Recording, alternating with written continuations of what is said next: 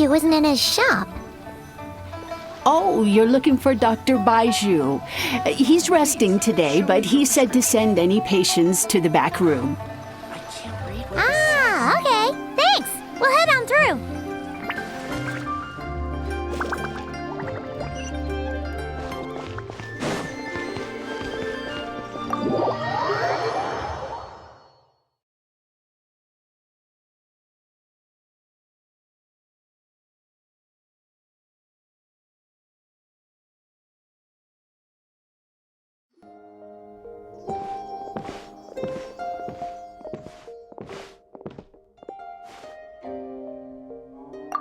Traveler, Paimon, welcome. What can I do for you? It's the Traveler. She looks absolutely beat these days.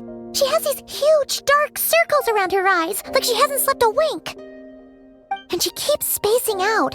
You have to call her name several times before she snaps out of it. What do you think it is? Is she sick?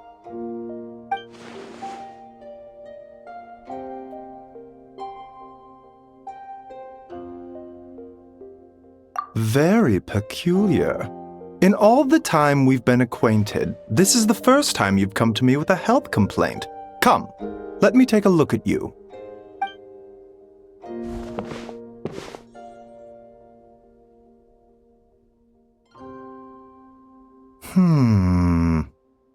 Okay, Paimon does not like that expression, Baiju.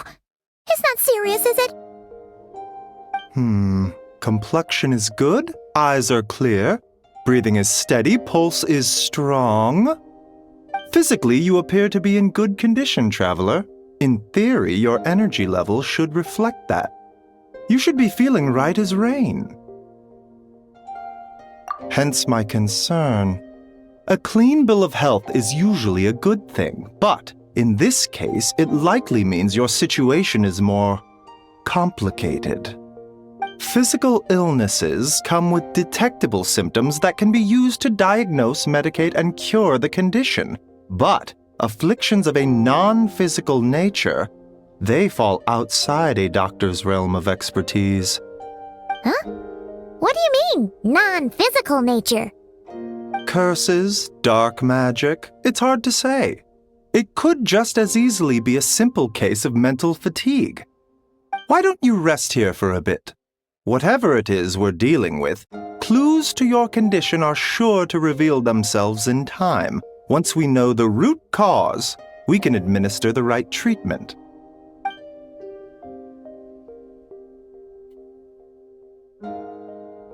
In the meantime, Changsheng and I will review the relevant literature for afflictions that present with mental fatigue.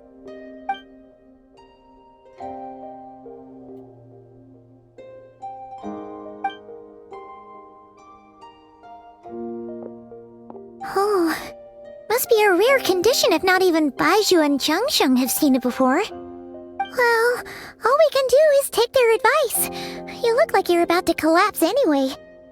Just get some rest. Paimon will be right here by your side. Fingers crossed you'll be all better when you wake up.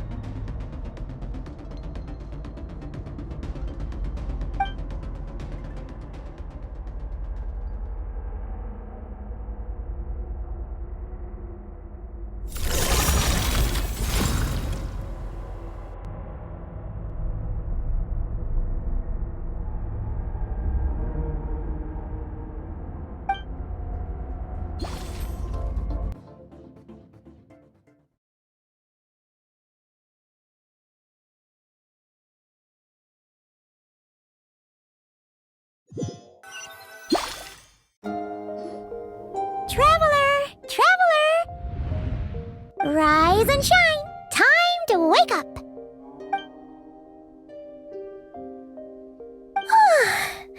For once, you're making Paimon look like an early riser. It's already afternoon. Hopefully all that sleep did you some good. Feeling any better? A cut? What? Did you scratch yourself in your sleep? All right, let Paimon take a look.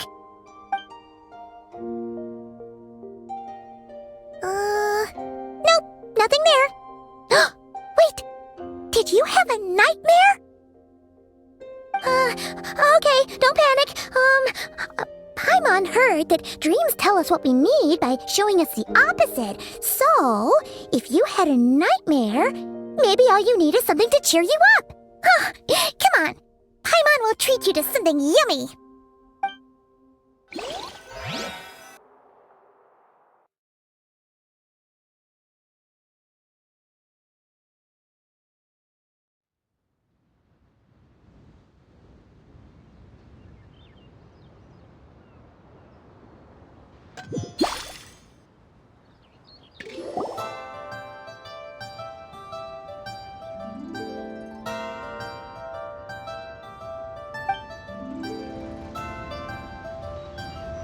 What? So, in this dream, you were trapped in a weird place with thick fog everywhere, and then a spike came out of nowhere and stabbed you in the back? Oh. Okay, well, that's a new one. Are you sure it was a dream? 'Cause from the way you describe it, it sounds like you were really there.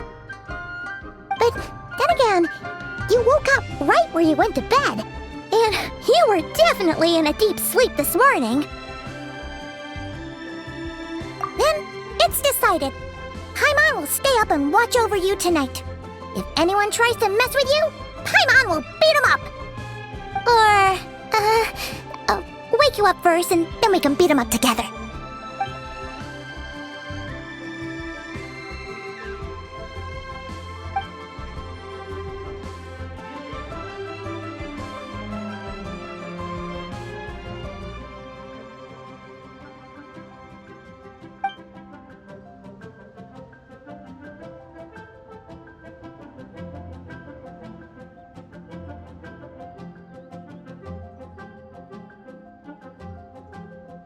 Something is missing?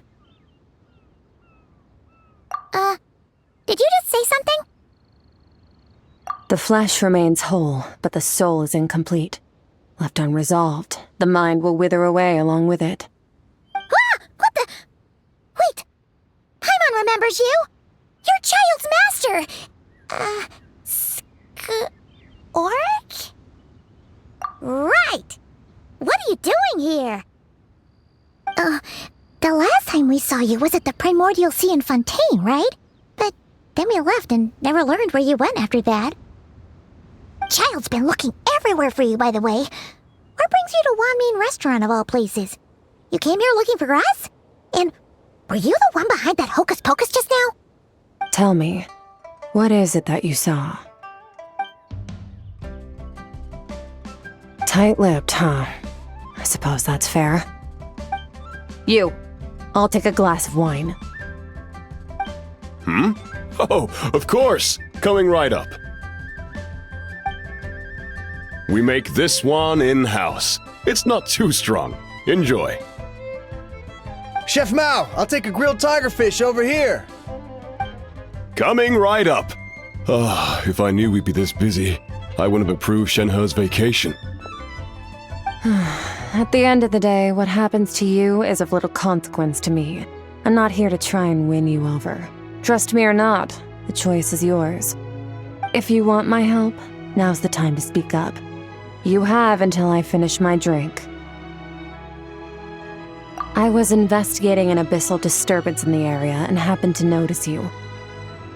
Part of your soul is damaged, and the wound bears traces of abyssal corrosion. Need I say more? Neither of those things sound good.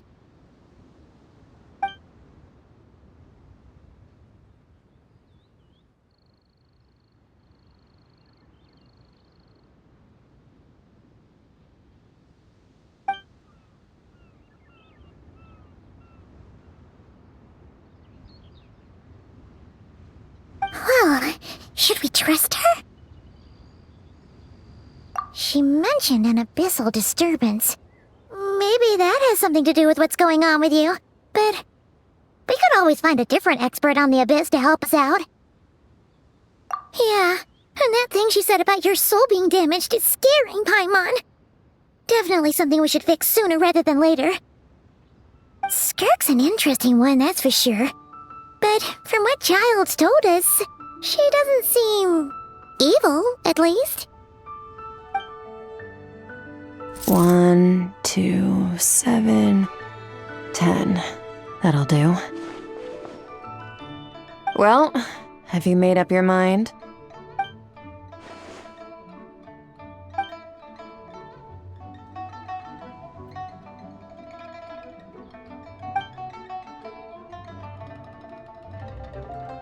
So that's all we know, Miss Skirk. Ma'am, can you help us? So, you couldn't disperse the fog. I understand. Come find me in the Gwali Plains when you're done here. Oh, and I left cash for the drink on the table. Settle the bill for me, will you? Oh, okay. Huh? She disappeared!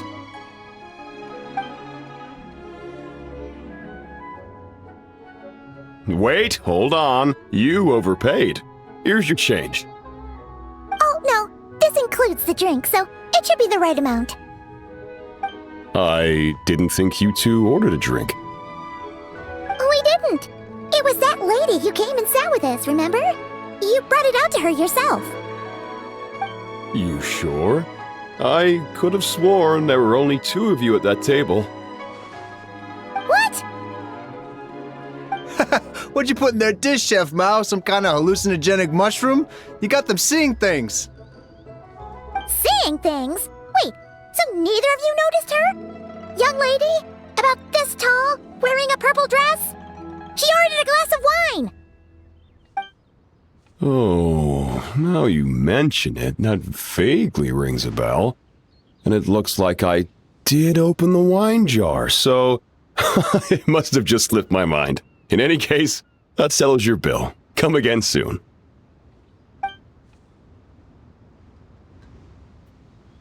Coming! Okay, what was going on there? It's like they didn't remember Skirk being there at all. Even Paimon was half convinced we hallucinated the whole thing. But that Mora she left for us was definitely real. Oh, this whole situation is giving Paimon the creeps. But anyway, she told us to head to the Gwali Plains, right? Let's not keep her waiting.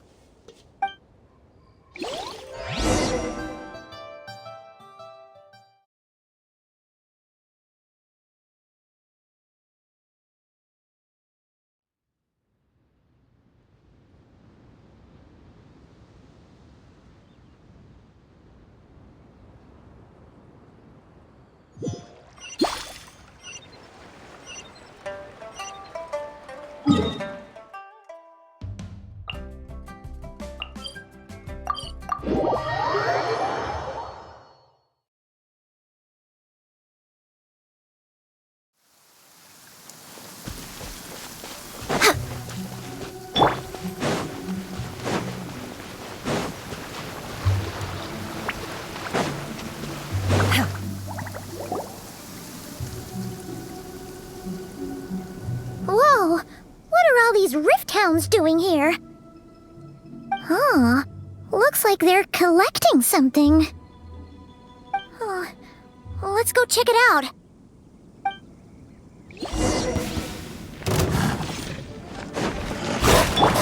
Shower me with the pinnacle of excellence! Take your true form! Access denied.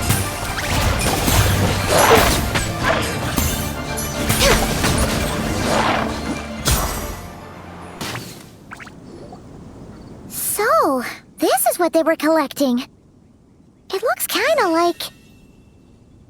Yeah, what is going on here? From the moment they are born, all beings with great power have an impact on this world. Even if their body is sundered and their soul extinguished, their influence remains. Gods are the most common example of that. The remnants of gods who fell thousands of years ago remain buried deep within the earth, carrying within them a warped will and a dark curse. Together, these remnants form what you call god remains, and it appears that some of those sealed here were dug up and removed. There are traces left, but they're fading fast. What are you doing? Nothing! Just wanted to make sure you were, real? She's definitely not a ghost traveler. Paimon poked her, and she's solid. Your life hangs in the balance, and that's what you're fixated on? Strange set of priorities. It was just a trick to avoid being perceived. If someone notices me, those memories are erased. Simple as that. Unlike you, I have no desire to establish a connection with the world. The weak and the lowly have no right to remember me. They're lucky they only have a few missing memories to show for it. Now, can we please get back on track? Okay. Where were we? Right. The god remains. So, basically, there's now less of them here than there used to be, right? Isn't that a good thing? In our experience, god remains are 100% bad news. A lot of terrible things have happened because of them. Maybe it's a good thing by human standards, but power doesn't come from nothing, and it doesn't just disappear for no reason. The remains aren't just gone. They were taken. Very clever, traveler. You aren't the only one who had something taken from you. There are victims like you everywhere. The only difference being, you can speak, and the remains cannot, so it went unnoticed. Something similar happened in Sumeru. Within the span of one night, countless consecrated beasts were slaughtered, and a large amount of the god remains buried in the desert went missing. Of course, god remains are just one of the targets. The culprit is chipping away at sources of power all over this world, including the Stella Fortuna above. Wait, you mean... the stars? 42 of them have died out in the past few months alone. In Conria, people believed that powerful individuals have corresponding Stella Fortuna. Even should that individual fall, their Stella Fortuna would not disappear, but gradually evolve into a new constellation. Yet now, stars are disappearing from the skies entirely, and it's not hard to deduce what's happening to the power they contain. Something has been leeching power from this world like a parasite steals nutrients from a host. And now, it's no longer satisfied with the remains of the dead. It wants you. This time, it only took a fragment of your soul. But next time, there's no telling how far it could go. No one knows. All I know for certain is this. Getting back what you lost will not be easy. Considering how much power this entity has stolen, it must be a god-level being by now at least. But that's not the real concern. Souls are fragile things, and yours could easily be crushed if you go up against it. So you're gonna help us, right? We're going to help each other. You are my ticket to uncovering this thing's true identity. Well, great!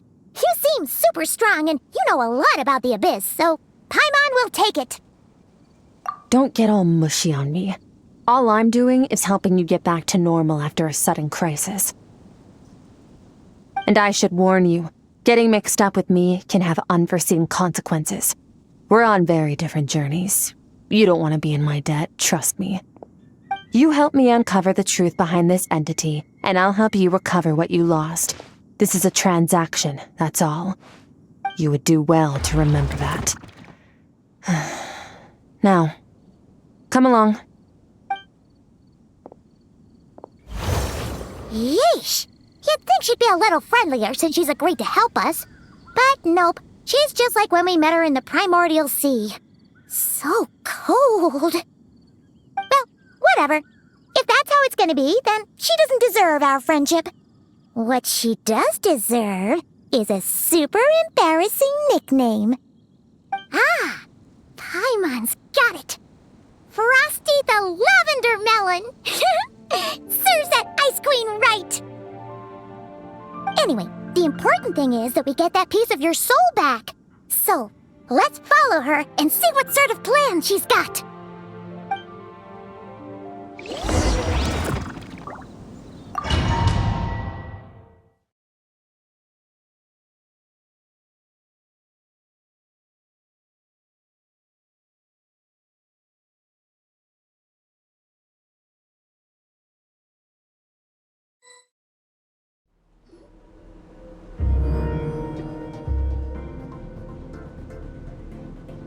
Whoa! This place is way bigger than Paimon expected. Where are we? This is where I live.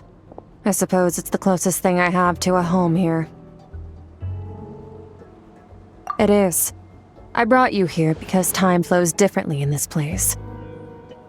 I don't know how much Ajax has told you, but when he fell into this space, I mentored him for 3 months. In that time, only 3 days passed in the outside world. Ajax?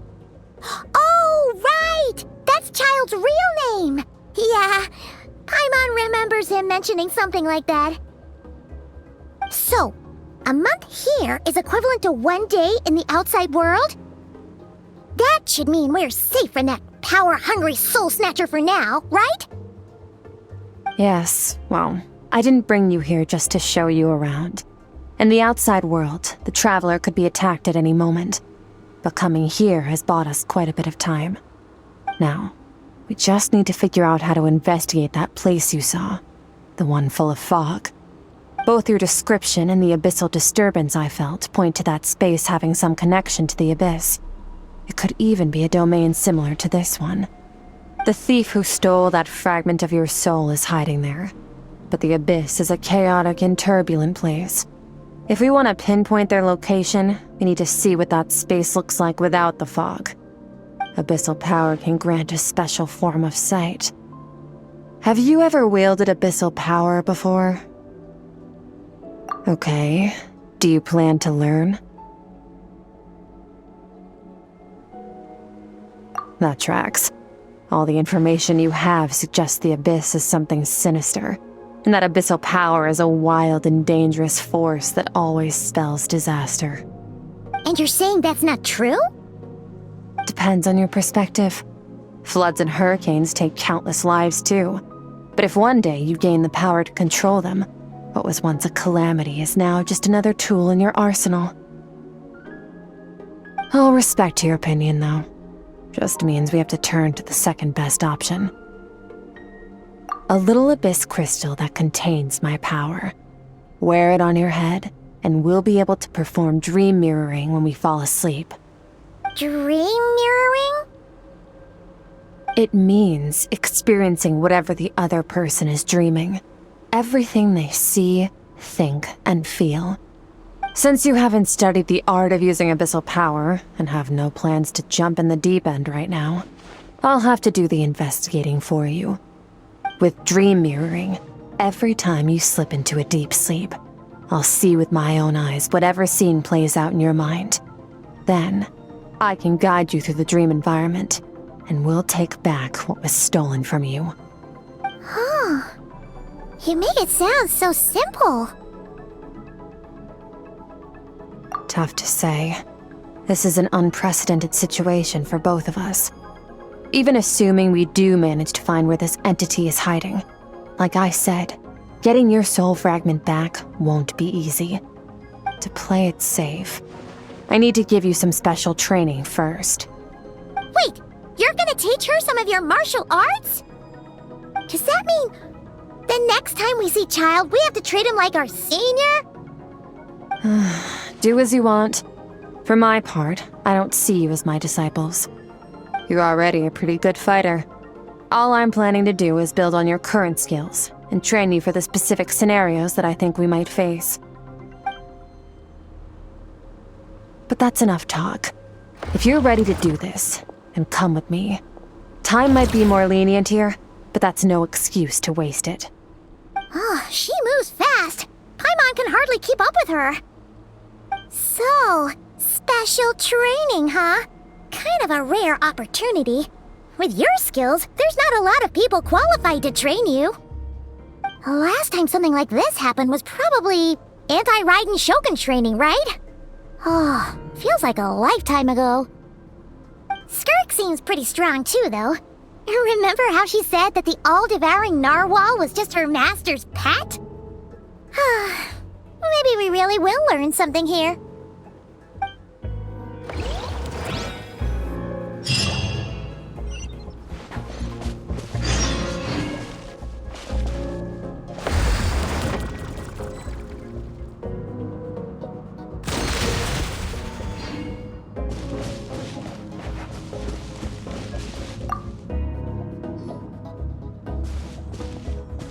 Ready? Bring it on! Your training will be split into 3 stages. Testing your blade work, elemental abilities, and reasoning skills. We'll start with blade work. You're no rookie in this area, so I won't bore you with the basics. During your long journey, you've no doubt sparred with a lot of talented sword fighters. Consciously or not, you'll have picked up all kinds of techniques from them. You bet! There's Kaya, Master Jean, Kuching. Oh, and Kazuha, Ayaka. Yeah, we've met sword masters like you in every nation we've been through. You sparred with a bunch of them too, right? Nice to know it's all gonna come in handy now. Don't get too smug. In sword fighting, techniques alone are not enough. You need a cohesive system to bring it all together. A style or school of fighting. To use the human body as an analogy, your style is your skeleton, the foundation, the framework. Techniques are the muscles and other flesh attached to the bones. This is where your strength comes from. Improving your sword fighting is like growing that body. If your frame got bigger and taller, but you didn't add any muscle mass, you'd be weak and flimsy. Then again, if you packed on pounds of flesh without a big enough frame to support it, you'd end up bloated and unwieldy. You need to do some introspection.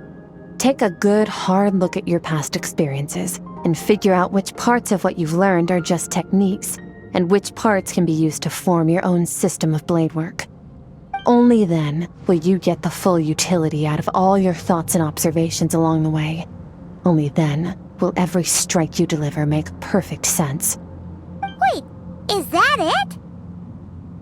Paimon thought you were gonna teach her some cool new moves. Like when you went swoosh and opened a tunnel to another place. One day, you'll reach a new level of power where you realize that even that's as basic a trick as any other. But right now, our sword styles are so wildly different that teaching you mere techniques is pointless. There are no shortcuts in the pursuit of power. Failure is your best teacher, and rigor is your coursework. That's all I have to say. Time to make a start. Train until you're satisfied with yourself. Now focus. Destroy the crystal columns as swiftly as you can.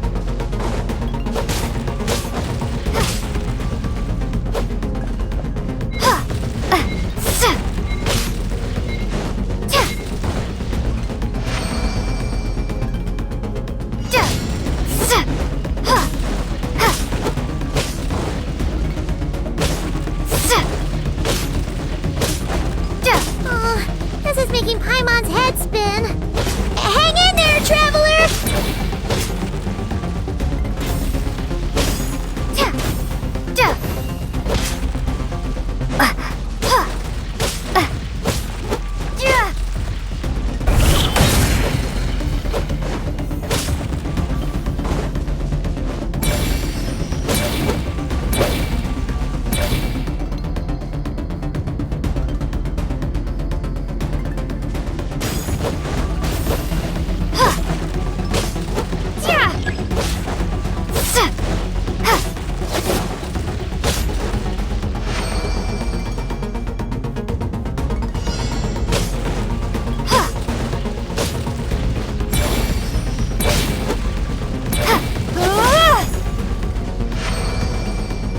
Stay calm.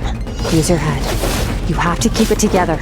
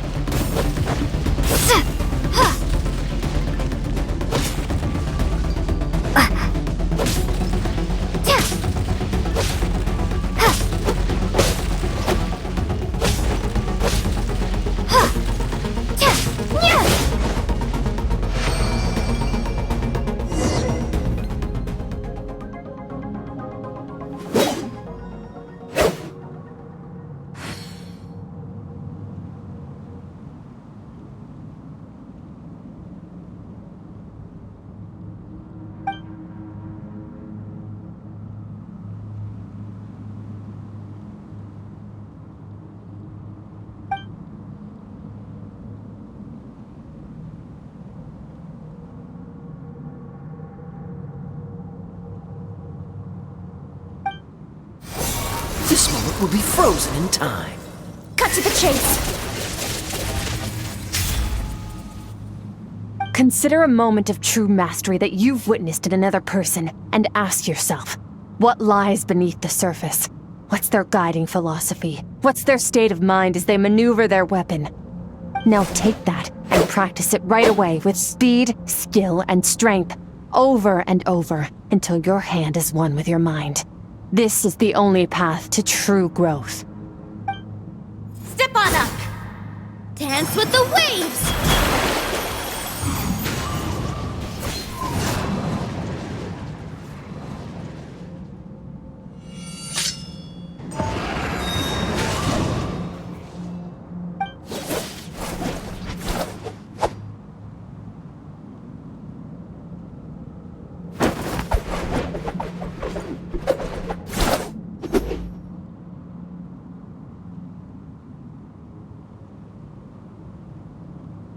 If you start to tire, empty your mind, but do not stop.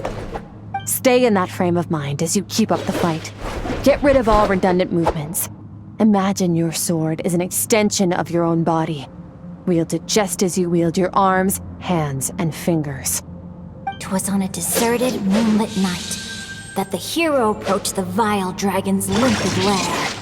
Ring cutter! Feathers fleeting wet, the white heron treads water, a sight without flaw.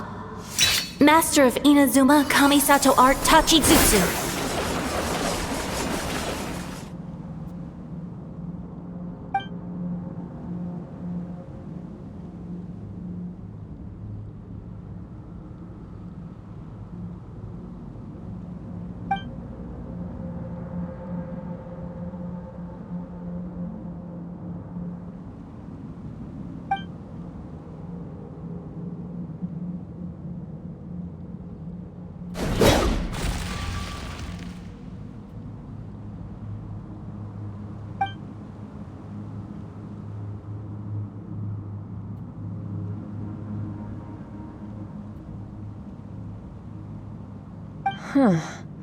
Looks like you've made some real progress.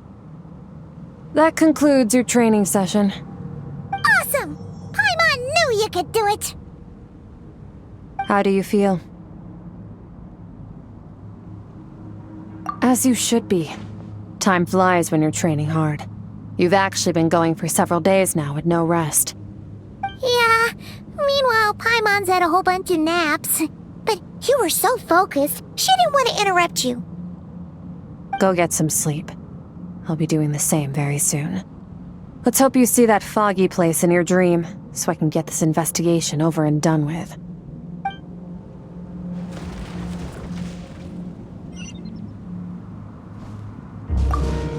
Sometimes, you have to practice a single movement 1 million, maybe 10 million times, before the breakthrough moment comes. Nothing in the outside world can help you in this process. The most important thing is to remain patient.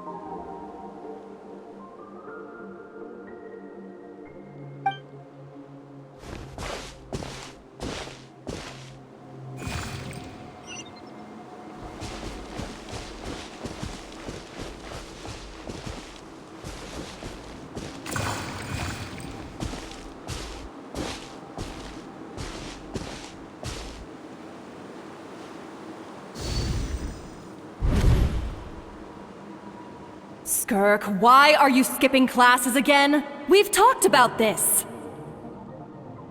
'Cause he's a crabby old man, and he's a boring old man. I don't like going to his classes. Excuse me. You shouldn't talk about your teacher like that. It's very disrespectful. All right, let's not get into a big fight about this. Skirk's learned what she needs. There's no point forcing her to sit through more classes if she doesn't want to be there. But I'd still love to hear about what you got up to yesterday. Why don't you tell your dad all about it? I went diving, and I saw this huge fish. I never knew they could get that big. It looked kinda dumb though, with that stupid big fat head. I tried to shake its fin, but it just spat water at me. Oh, and today, I'm gonna go to that prairie up north. There's supposed to be this giant bird there that can spit fire. I bet if I climbed on its back, it could fly me all the way to the stars. Then I suppose your old dad should get one as a pet too. Otherwise, how are you gonna hear me call you for dinner up there in the stars? When it's time to eat, I'll come back on my own, Zilly. Anyway, gotta go. Bye, Mom. Bye, Dad. Wait! Put on a coat at least. You'll catch a cold. I'm talking to you, young lady. You spoil that child, you know. Ever since that merchant ship arrived, she practically lives outside. Always going on about exploring the beyond one day, whatever that means. Ah, let the kid do what makes her happy. Besides, we both know you're all bark and no bite. Come on, our little adventurer is gonna be hungry when she gets back. Let's get started on dinner.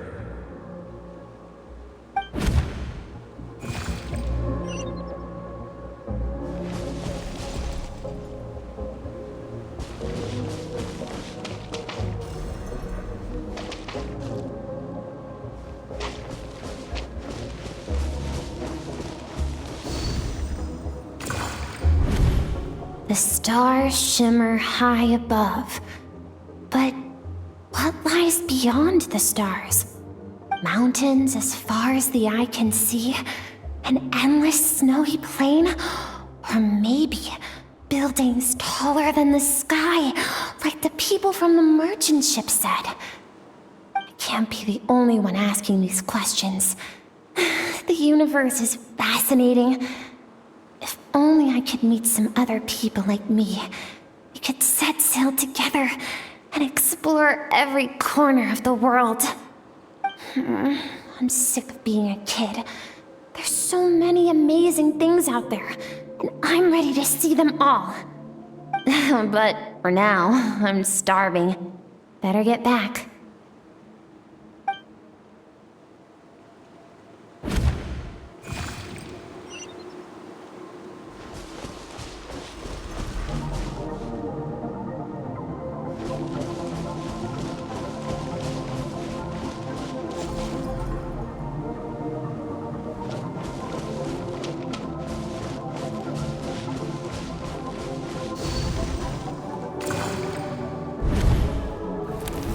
Don't let a single one of them get away! No, please, spare the children! Stay back! They're coming! Run! Help! Eliminate the threat. Take them down! Don't be scared. Ah! This way! We'll never make it! Fire. There's fire everywhere. What happened? I told you we shouldn't have trusted these outsiders!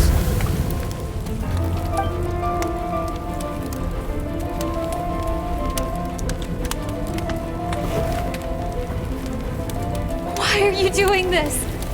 What did we do to deserve this? We welcomed you with our finest food and drink, showed you the best our home has to offer, gifted you cloth dyed by our own hands. And this is how you treat us?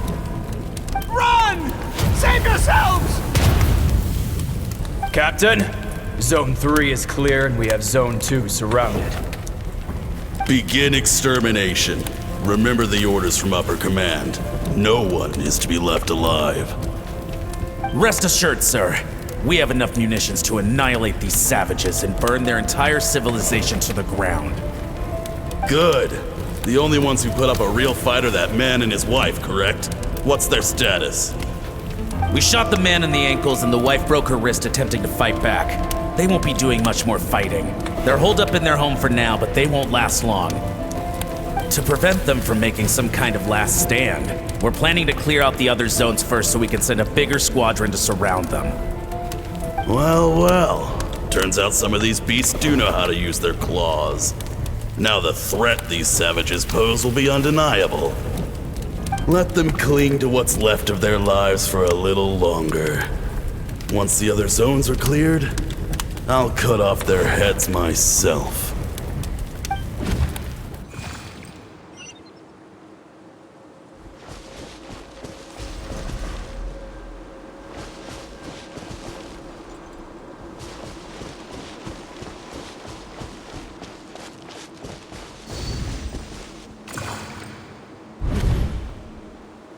Dad?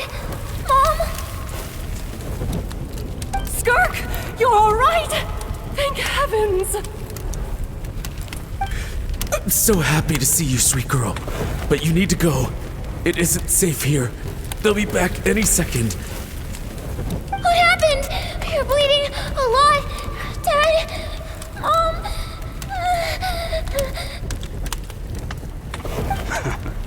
This is the place. Alert all units. Prepare to surround.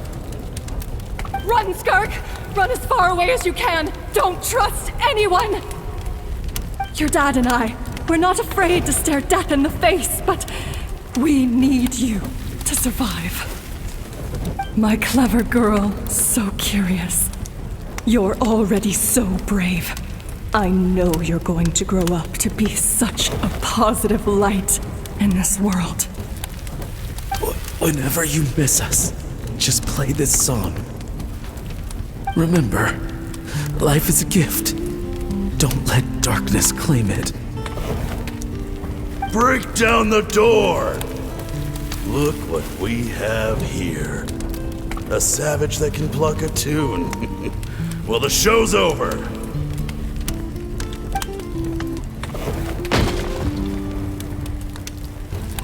You! Stop singing! Shut it! I said shut it or I'll make you! Fine. Have it your way!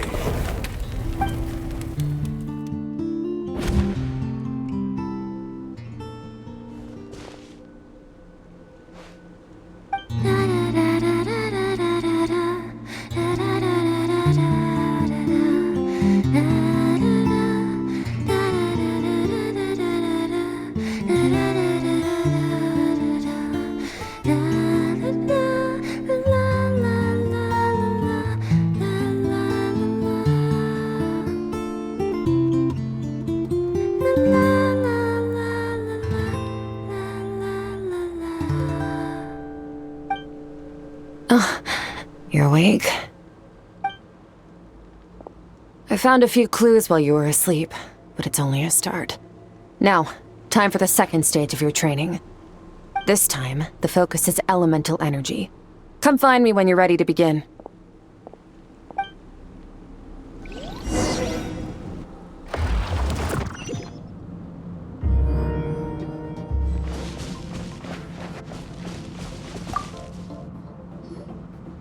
Man, staying in the abyss feels so surreal, don't you think? No day and no night. It's like time hardly exists. If we weren't careful to keep track, it feels like we'd have no idea how long we've even been here. Well, except for the fact that Paimon still gets hungry like clockwork. You go do your training. Paimon's gonna grab a bite.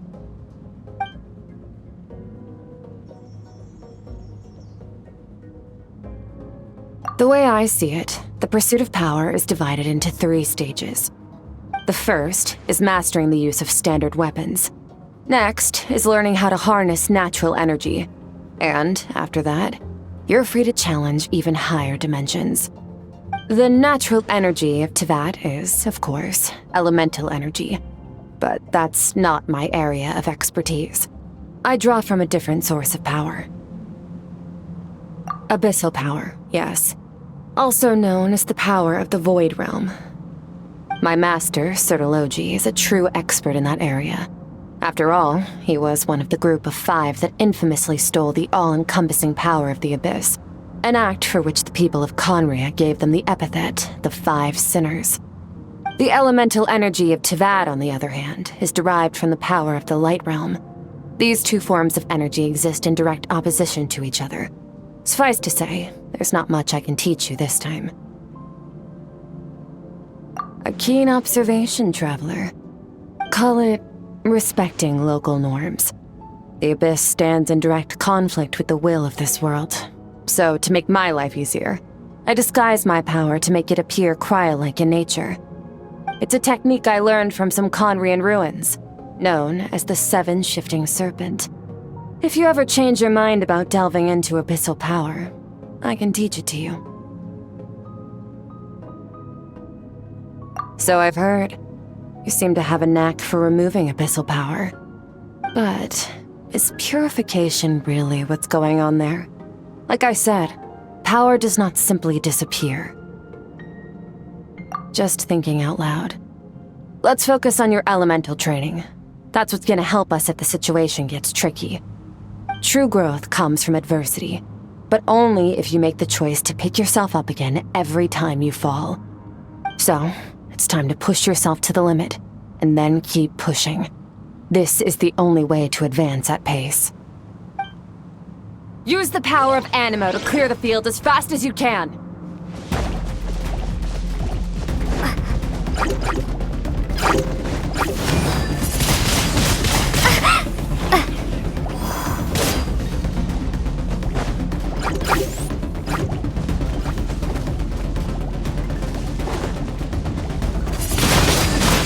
Windblade!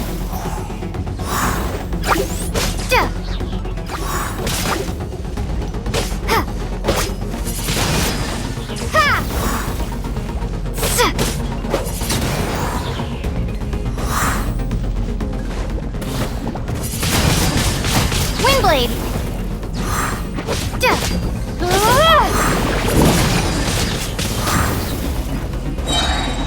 Be gone!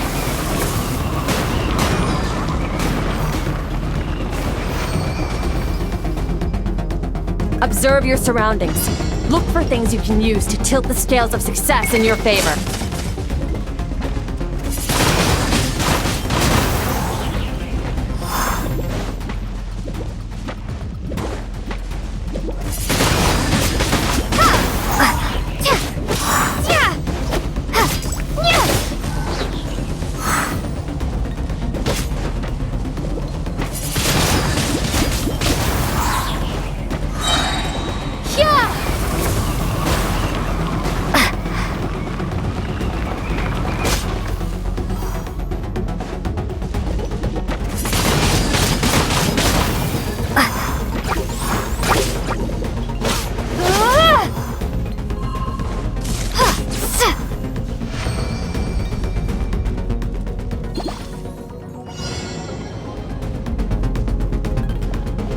Use the power of Hydro to destroy the spikes!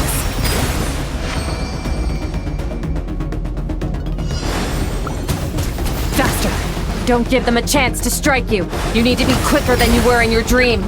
You can't afford another injury like that.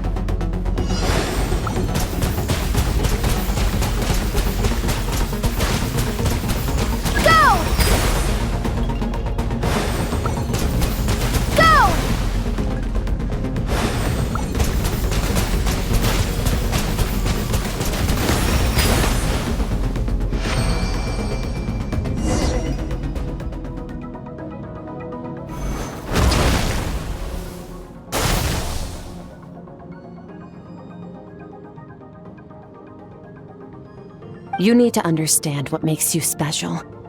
The ability to wield elemental energy without a vision and switch between the elements at will. It means your aspirations need no approval from the gods. Your power is not bound by the rules of this world. So be bold. Do not be afraid to chart your own path.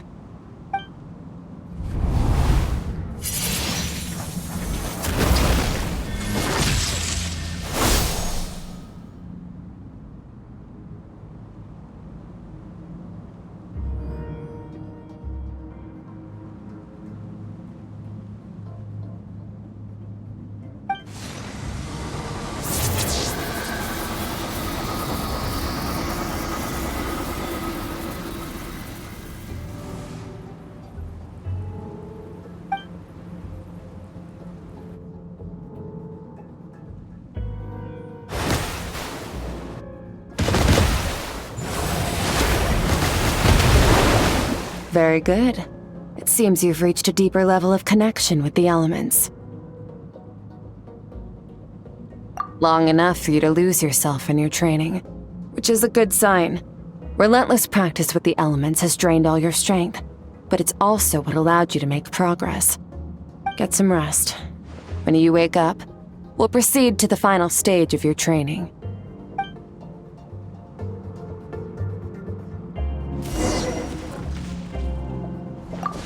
If you wish to master the elements at a fundamental level, you must see the entire natural world. Nature in all its places and forms. That is part of what it means to be a traveler.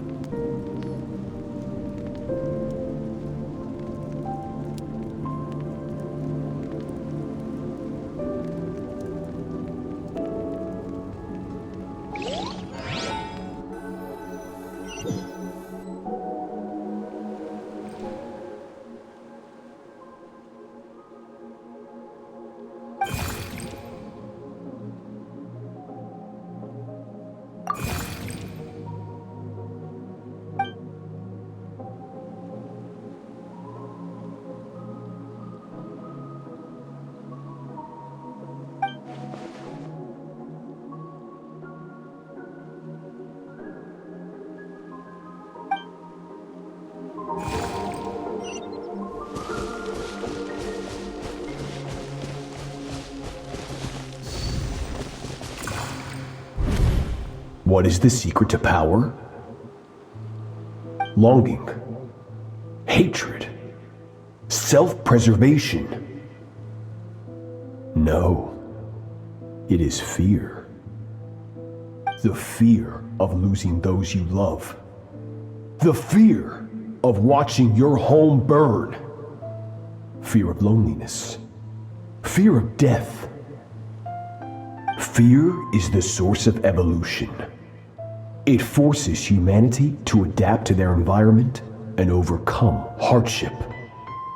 It is in the process of prevailing over our fears that we surpassed first ourselves and then the rest of the world. That fear is now part of you. It calls on you to evolve. And it is time to answer.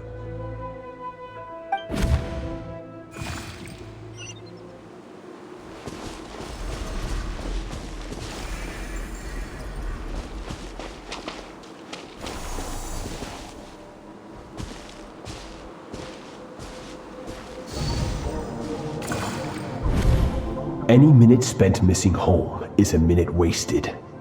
Practice your sword work instead. Do not make me tell you twice. But, Master, I can barely lift the sword anymore. If I keep going, I feel like my wrist is going to break. So it has not broken yet. Then pick up your sword and keep practicing until it breaks.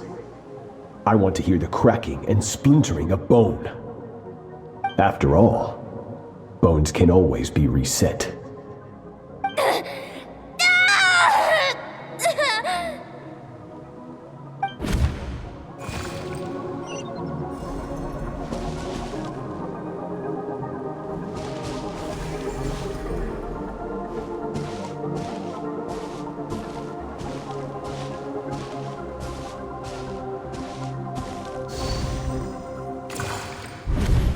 Good, Skirk.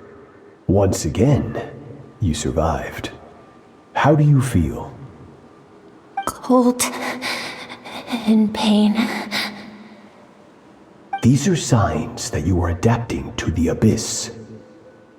Each time the flesh is torn and the spirit crushed, each time you claw back from the brink of death, you become stronger. I now understand why these people sought to destroy your homeland. Your potential goes beyond even what I could have anticipated.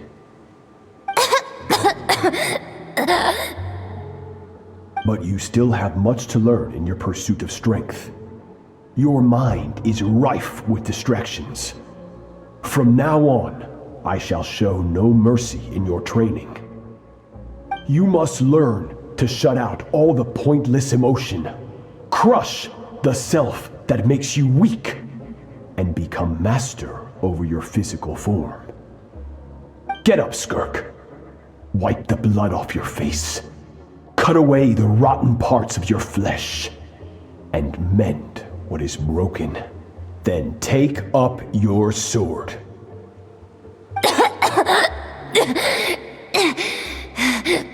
Yes, Master.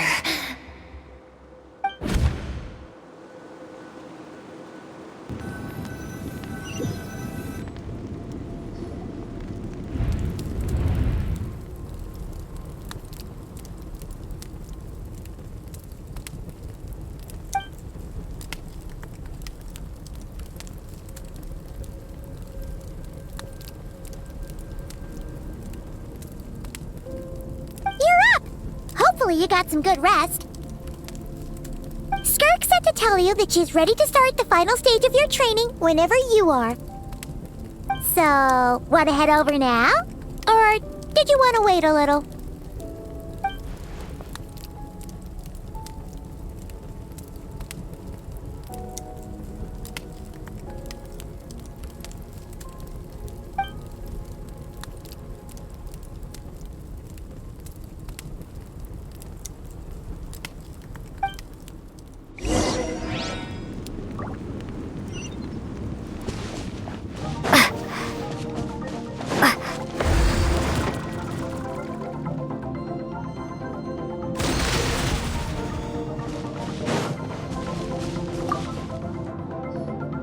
From your training so far, you have gained better command of the sword, and more control over your elemental abilities.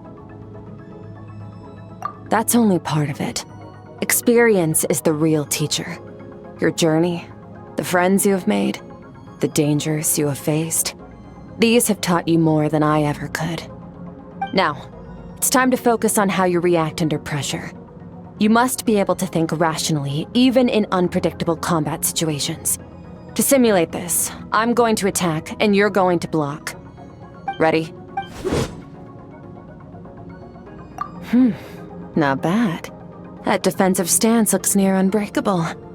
Just like your brother. Oh, that reminds me. You still don't know what happened to him, do you?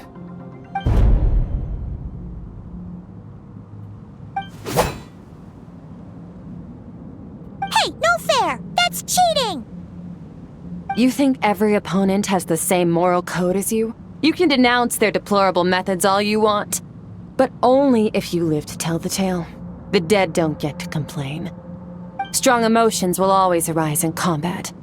Anxiety, anger, fear. But a true warrior is never at their whim. Only when you are free from the influence of emotion can you make the right choice, no matter the situation. How amusing. Almost sounds like you think you know me. But you don't. You can choose your own path. We are not the same. Let's begin. Try to use reason over emotion. Make the most rational and advantageous decision in any given moment. This is your final training session. Look alive. Same drill as before, but this time I'm going to interfere. Hold your focus. Water jet! Water jet!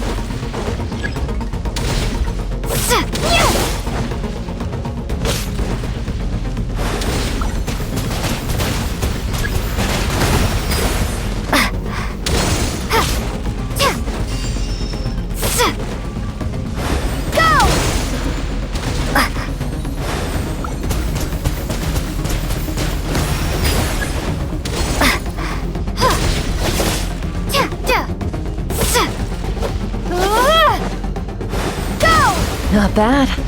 Better than I expected.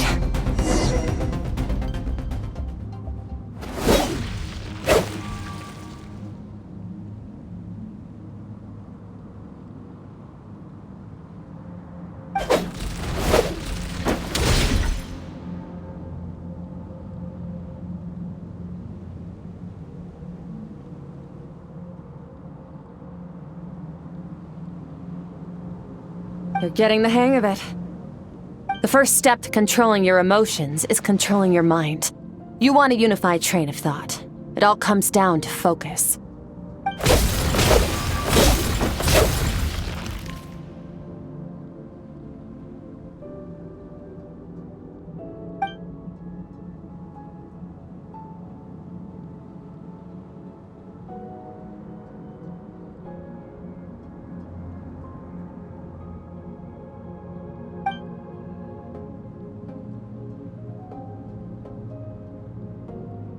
Your mind is rife with distractions.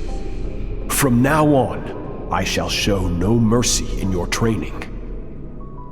You must learn to shut out all the pointless emotion, crush the self that makes you weak, and become master over your physical form.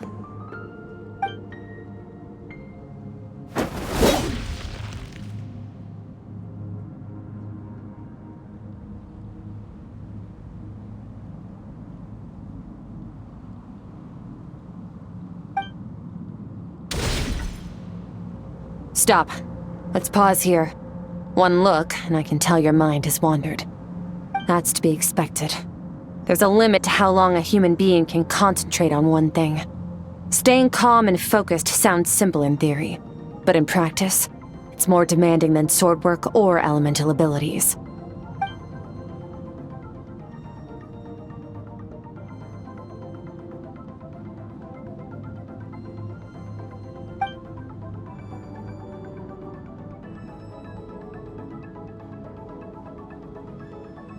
Get some rest. No point training further if you're already dead on your feet. Like I said at the beginning, the only goal of this training is for you to reach a point that you're satisfied with. You managed to push past your limits, which is a good start. You can be proud of that and sleep well knowing that you've earned it.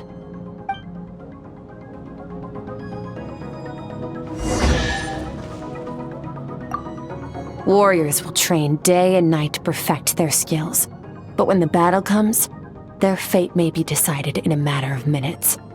One mistake, one moment of hesitation, and just like that, all their blood, sweat, and tears were for nothing. You need to push yourself to perfection, or you might not even live to regret it.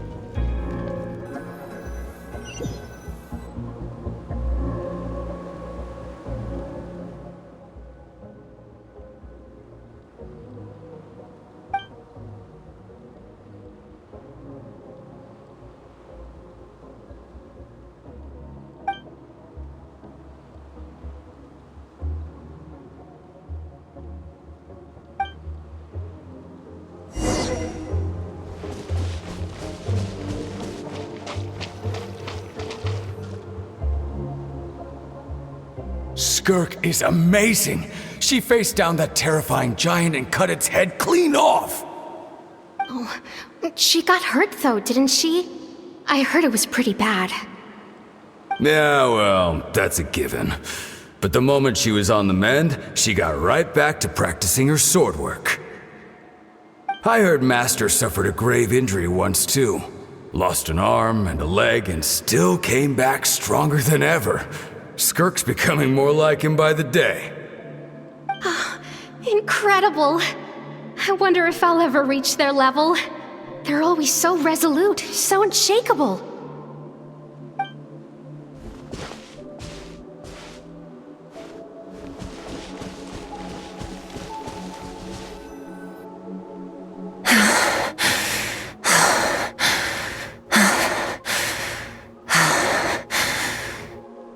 Pathetic. You're not even trying.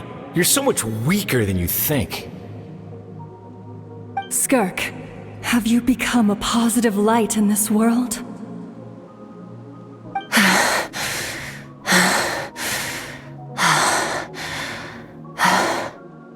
Do you even remember how many of us perished in that fire? How many bodies were left to rot on the scorched earth? Yet you alone live on. Keep your gaze fixed on your blade. You don't deserve to rest. I have so many questions. I just want to jump in a spaceship, explore the whole universe, and get answers from the stars. I just need to wait till I'm grown up. Then I can do anything. Now, you must bid farewell to who you were in the past and become someone stronger. Run! Skirk! Run! Only death awaits us here. Keep running, and don't ever look back.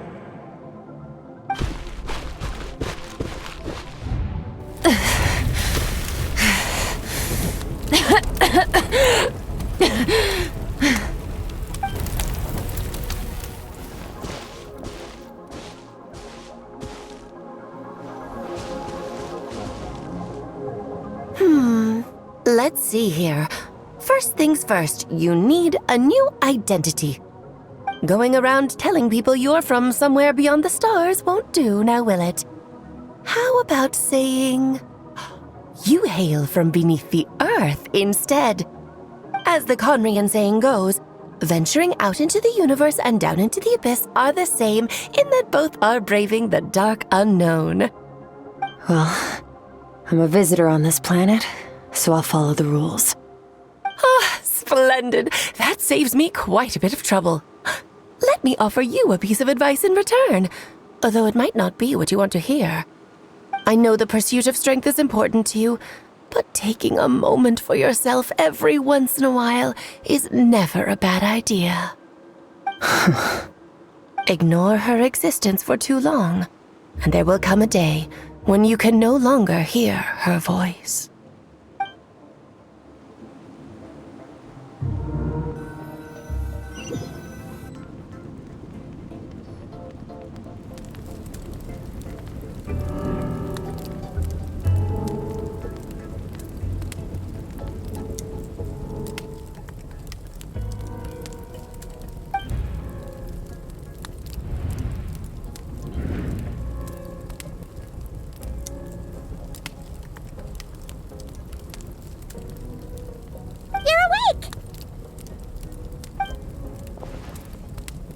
Be starving, right?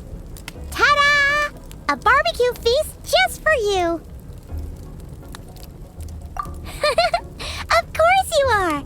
That's why Skirk and Paimon got this all ready for you. Dig in, before it gets cold. Ah, well, if you're around someone long enough, it's bound to happen. Plus, Skirk can cook. So, Paimon decided she can forget the whole Ice Queen thing. Paimon's not one to hold a grudge. Here's an idea. Let's save the chit-chat until after the meal.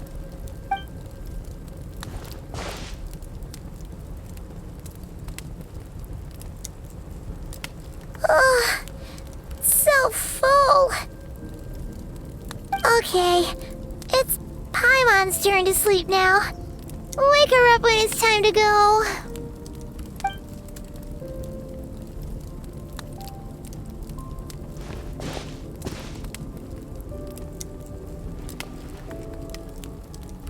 I have good news. First, your training is complete. You have what it takes to wield immense power. Now it's just a matter of putting it into practice. Continue to learn from your journey and hone your skills against formidable opponents. Second, I've located the culprit we've been searching for. Next, we just need to retrieve the missing part of your soul, and our business will be concluded. When Ajax trained with me, he once told me he was bursting with questions. So I allowed him to ask me 3 of them before he left. You and I might never meet again, Traveler. So if there's anything you want to ask me, now's your opportunity. Just like Ajax, I'll answer 3 of your questions.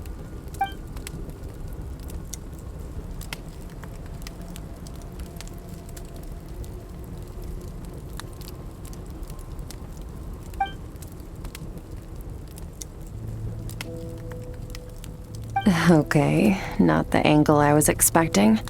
What makes you ask that?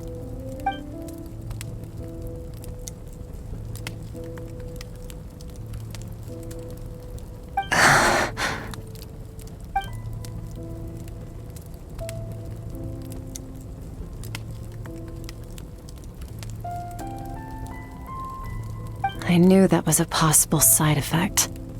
Closed off my mind to you for that exact reason. Even with the dream mirroring, you should have seen nothing but endless darkness.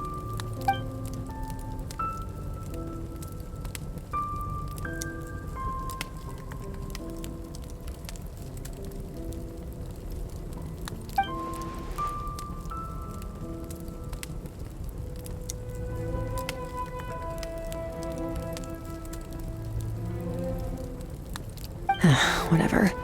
Must have been a flaw in my execution. I shouldn't be too surprised. Due to some recent circumstances, my self-control has been lacking as of late. Since you've seen what you've seen, there's no reason to hide the truth. All I ask is that you keep it a secret. No, I'm not from Tevat. I'm from a different planet. And there was a time when I journeyed through the stars. A lot like you in some ways.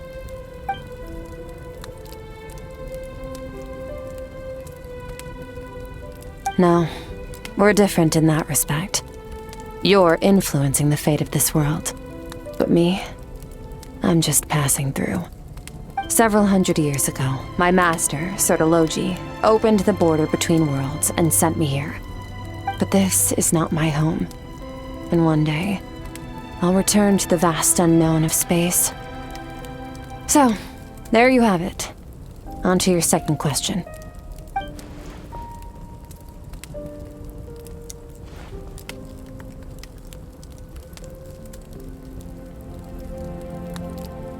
To become stronger. For certain reasons, I need to bridge the power gap between me and my master as quickly as possible. But first, I need to understand the source of his strength. To do that, I need to follow in his footsteps, walk the path he once walked, and somewhere along the way, I'll find out how to defeat him. That is my sole focus and purpose. Okay. You have one question remaining.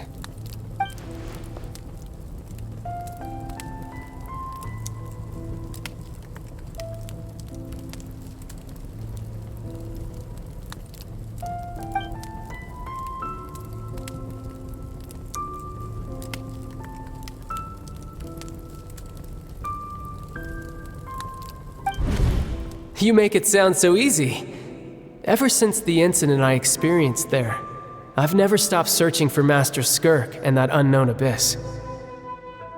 But it's been years now, and I've still found nothing.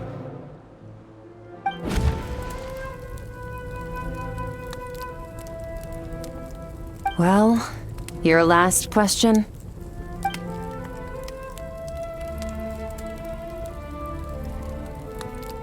Ajax. His situation is different than yours.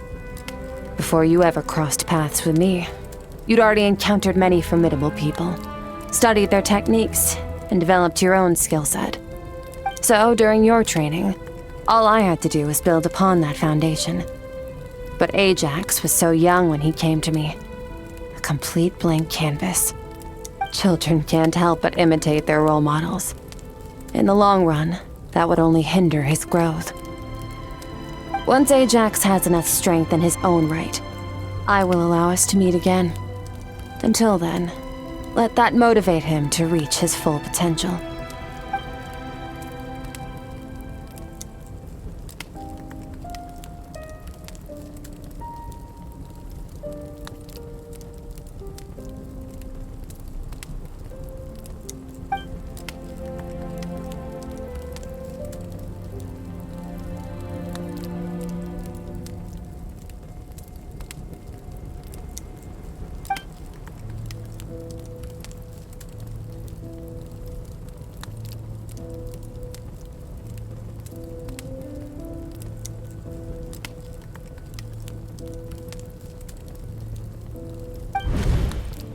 Unlike you, I have no desire to establish a connection with the world.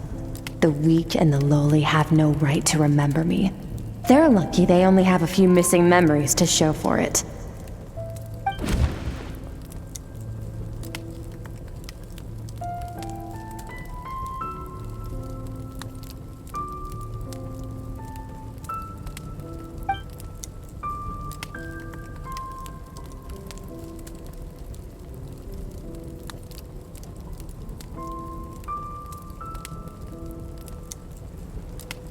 Wake up your companion. It's time to go. Oh, and everything I just told you. Best keep it a secret from her as well.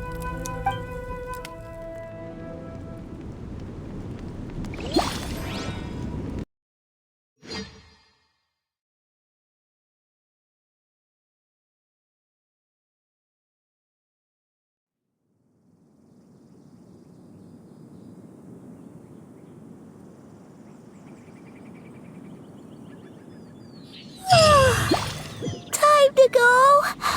Oh, finally. Where are we headed? Just follow me. I'll open an abyssal rift close to the culprit's location. It will take us to where he's hiding.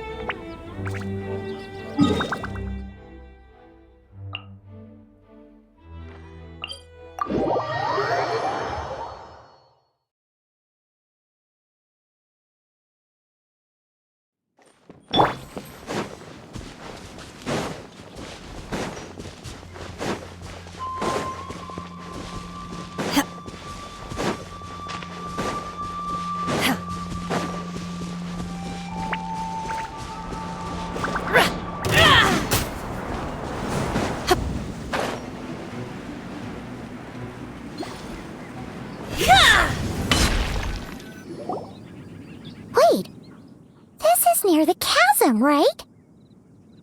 Yes. If we enter from here, we'll be able to reach that place from your dream. You have some experience with abyssal domains by now, but still, this is someone else's territory.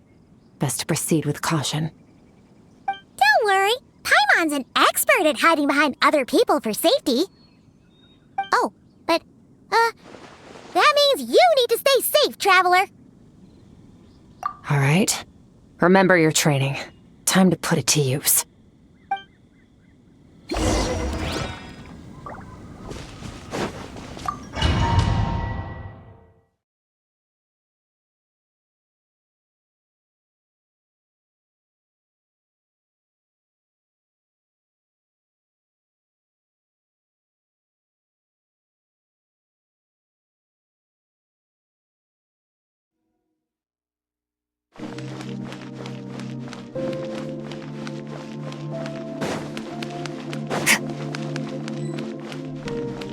Yeah! Go! Water jet! Wipe out! Paradigm shift!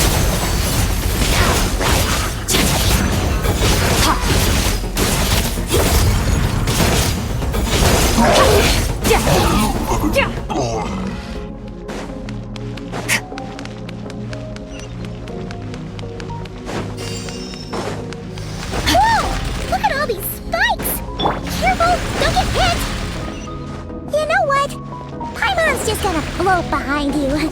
Come on, you got this. Yeah! Lost away!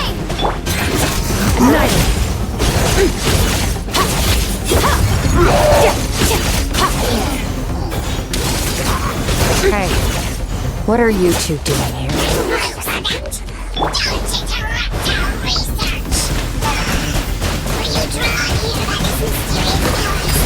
Dusty, like an abandoned house. Let's press on.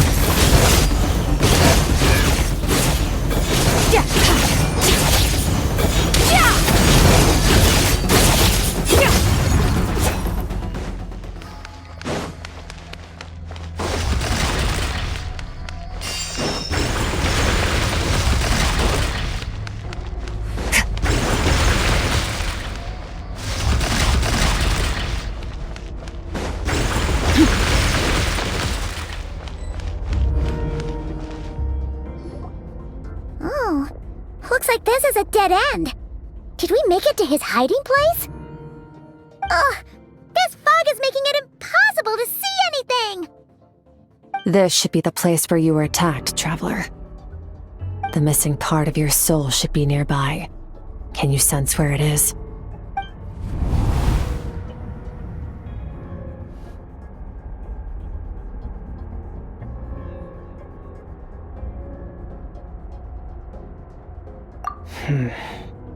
Our opponent must have covered his tracks just in case. Otherwise, you should have sensed it much more strongly. Hold on! Look! The spikes are back! Stay calm. Let's hold back a little. Give our enemy some wiggle room so we can see what we're dealing with. If you're too reckless, we might be playing right into his hands. Our enemy took part of your soul for a reason. It's likely he integrated it into his attack somehow. If we're smart about this, we can track it down.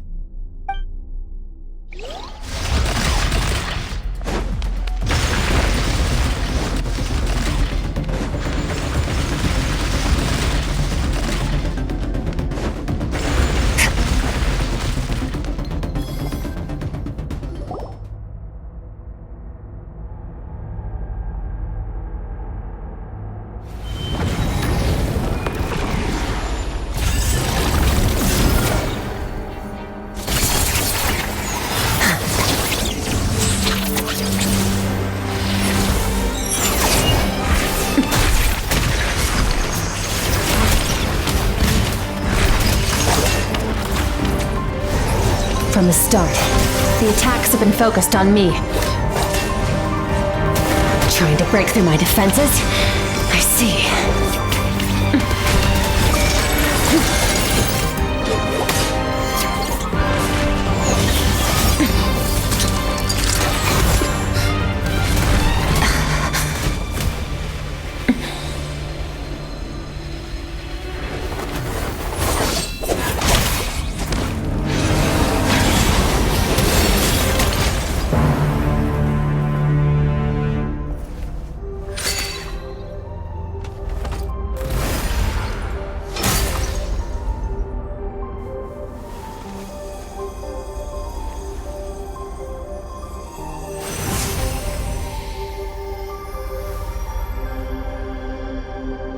There. I got it back. Traveler! Skirk! What happened? It looked like Skirk just got...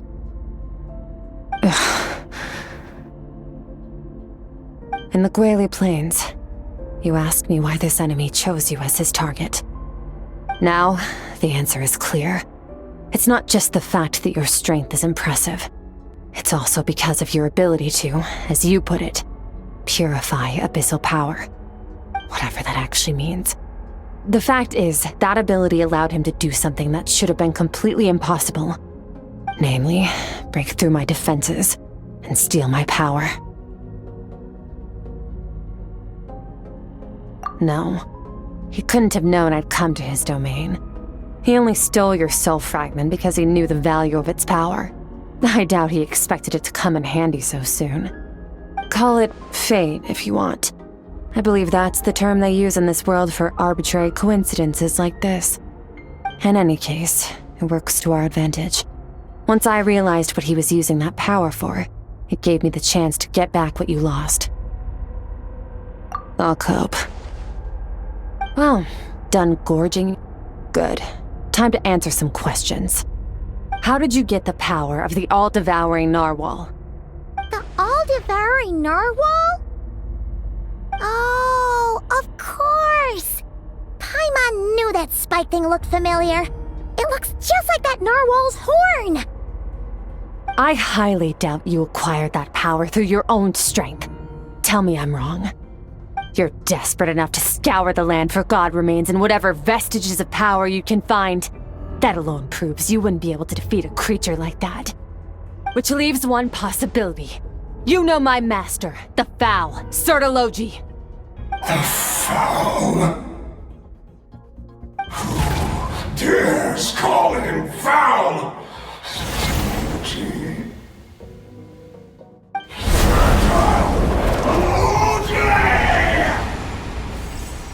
What's wrong? Bit off more power than you can chew? You're struggling to hold a basic conversation. Just a little longer. I'm still...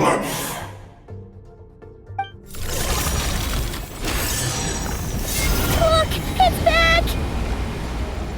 Those obsessed with power will let it devour them before abandoning their pursuit. Keep calm and use reason to decide the best course of action.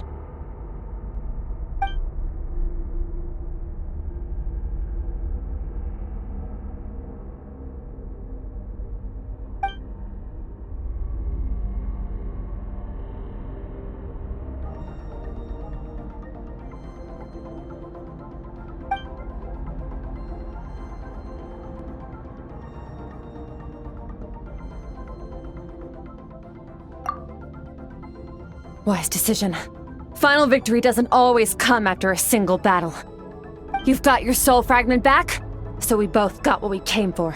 Let the enemy draw breath while he can. It won't be for long. Get us out of here, Traveler. You'll need to lead the way this time.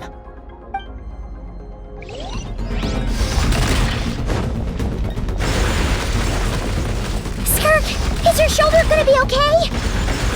The wound is minor. It'll heal in no time. You should focus on getting out of here alive instead. Uh-oh! Falling spikes! Run!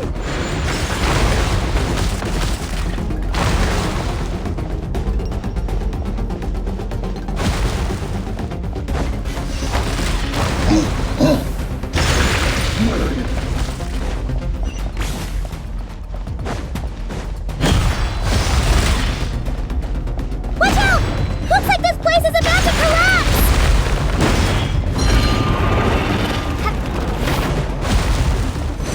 So, this guy's power has something to do with the all-devouring narwhal. Did you know that all along, Skirk? I had my suspicions. That's why I decided to investigate in the first place. But suspicions only get you so far. I needed to verify it for myself.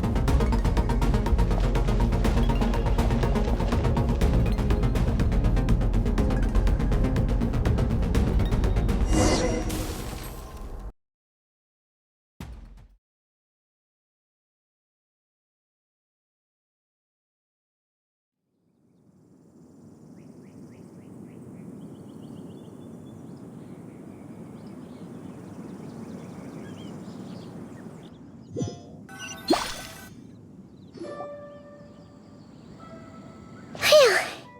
Oh, we should be safe here, right? I no longer sense his presence. Can't have followed us out of that abyssal domain. Weaklings like him will find that my power is not so easily controlled. He won't be leaving that place until he's managed to digest it. You seem surprised. I suppose that's fair. You've seen but a fraction of what that whale is capable of. That gaping maw could swallow a planet whole. It's called the all-devouring narwhal for a reason. Devouring is what it does best. It can extract power from anything, dead or alive, as long as it manages to make physical contact. Yeah. When we had our run-in with that thing, Neuvillette mentioned that it has an instinct to devour. Your dragon friend recognized the nature of its abilities and used the power of Hydro to protect you. That worked because it was in a satiated state, so it was somewhat less aggressive than usual. It's a different story when it has no more power to feed off of. That's when its true voracious nature kicks in. It could devour everything on the planet in that state, which is why I cast it into that void space. But I hadn't counted on there being anyone left on this planet capable of wielding its power. To me, that says he must have encountered the whale a long time ago. Meaning, he must have known my master. Exactly. It told me everything I needed to know. Hence why I said we both got what we came for. And I believe that brings our transaction to an end. Now that you're whole again, you can get back to your own journey. I'll handle the rest of this situation myself. No way! We can't leave now! Something was stolen from you because of us! We have to help you get it back! This isn't my first taste of failure or losing power. When you fall, you get back up again and become stronger. That's how it is. But what if that monster finds you before you're all better? Plus, how are you gonna get home? It's not like you can just go swoosh and open a door to the abyss again. Not without your full strength. So, sticking with us for the time being doesn't sound so bad, does it?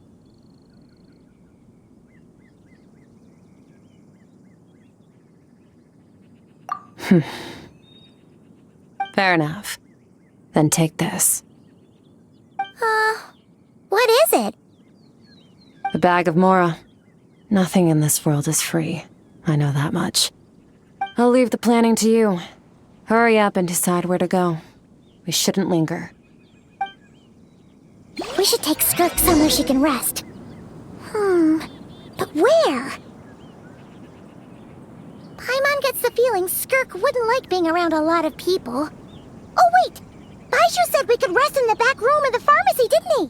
Let's head there! He'll know something about Master. I'm sure of it. Next time, I need to be ready. Fine. It was just a scratch. It'll take time to recover my strength, of course. But adapting to situations like this is nothing new for me. Oh, this. It's a star crystal suit. Abyssal energy is scarce in Tivat. Wearing this helps me access it more freely. It stores concentrated abyssal energy that I can draw from on the go. When the energy runs out, it reverts back to its original form. Found somewhere to rest. Well, lead the way then.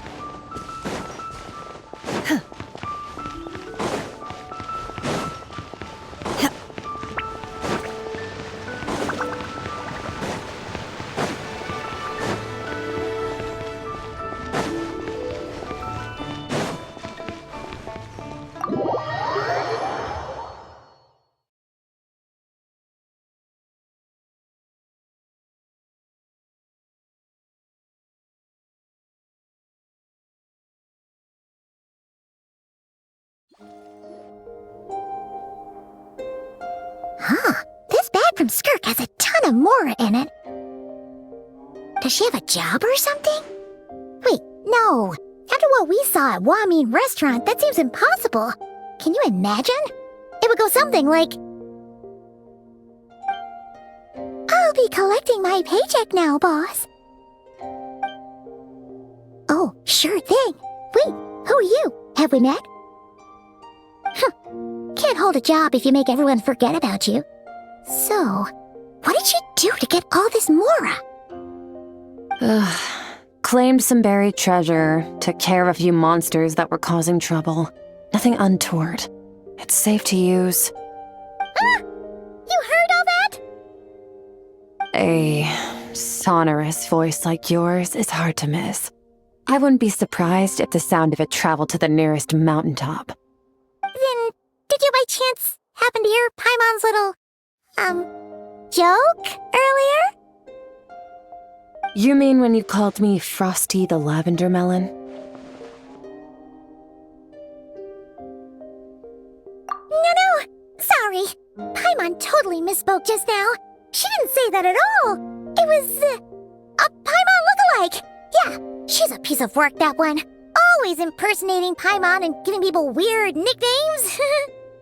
Okay, fine. The truth is, Paimon didn't like you all that much at the start, but things are different now.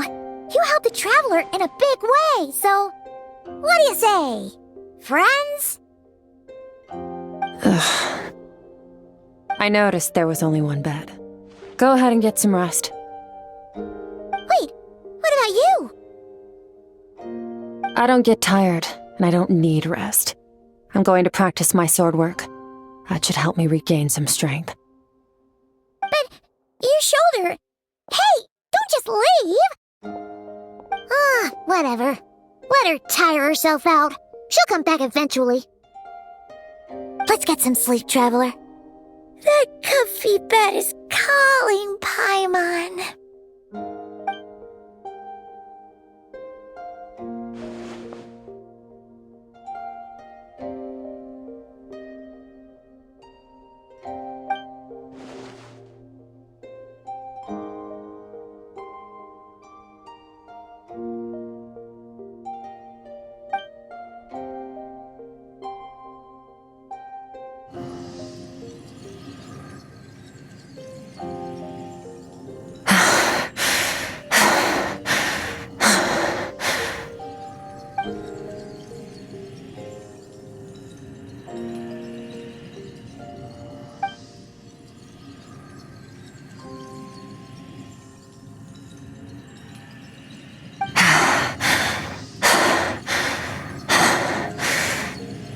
Quiet.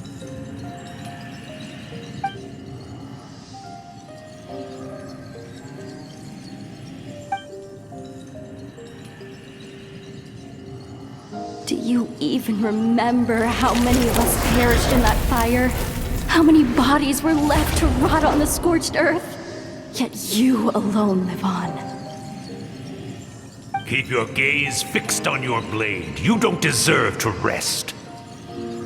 Run, Skirk, run! Only death awaits us here. Keep running, and don't ever look back.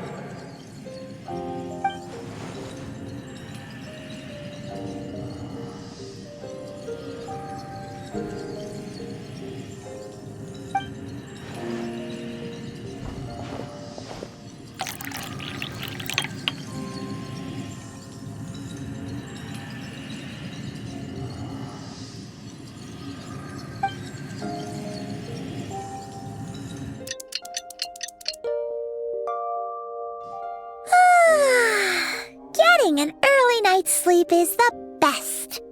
That bed was so comfy. Wait, Skirk? Have you been sitting out here the whole night? The bed's all yours if you want it.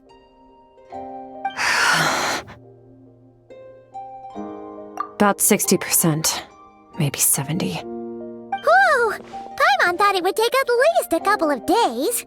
That was fast. No, not fast enough. That's 20% less than last time. Same training regimen, same intensity. Nothing felt different, but somehow the outcome fell short.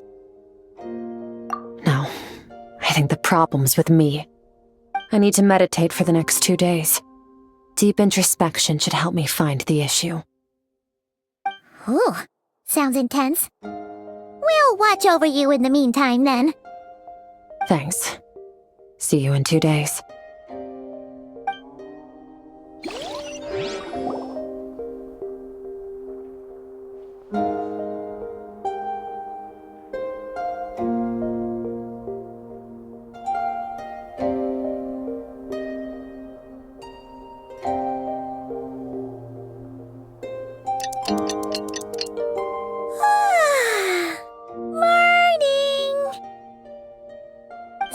Still meditating, huh?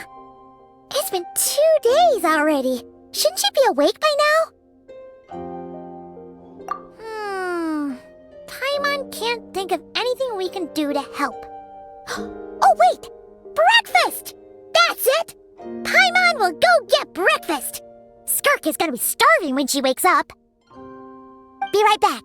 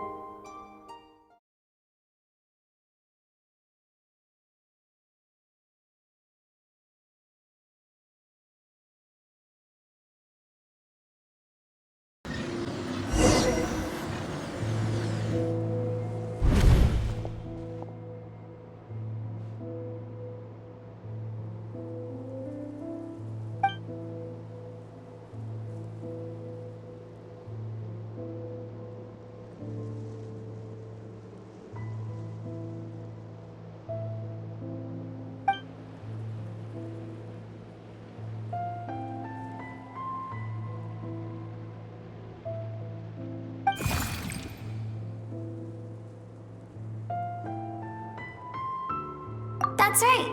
This is Skirk's inner world.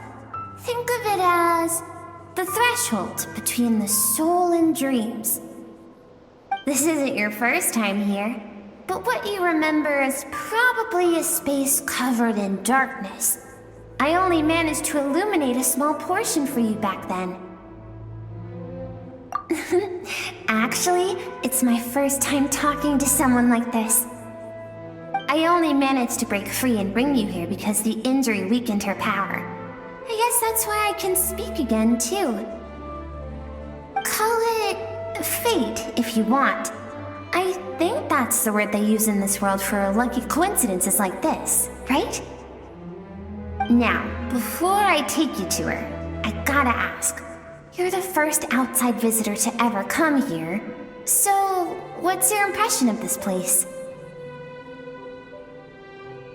Oh, you noticed. This river represents Skirk's strength. Strength accumulates over time. It is the summation of a person's lived experience. So this river is where all the fragments of Skirk's life should converge into a single stream of memories and emotions, flowing forward as one. But as you can see, this river has been severed numerous times. It's because Skirk doesn't like who she was in the past.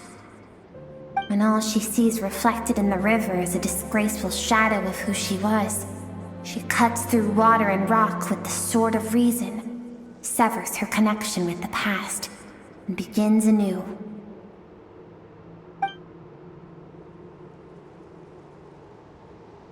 You must learn to shut out all the pointless emotion. Crush the self that makes you weak, and become master over your physical form. This isn't my first taste of failure or losing power. When you fall, you get back up again and become stronger. That's how it is.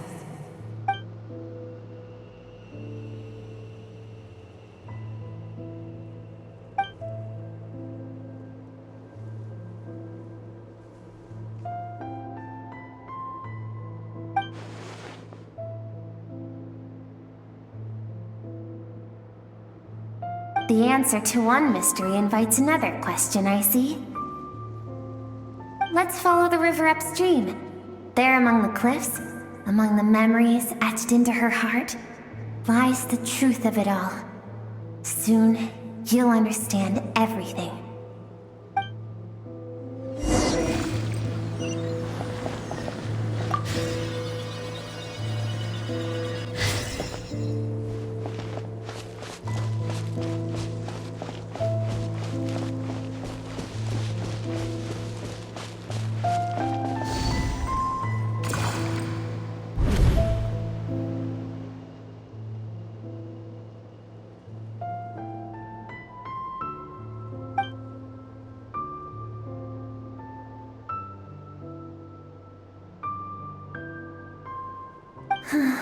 I've always thought that, even when falling leaves don't come from the same tree, they can still form bonds of kinship when they meet.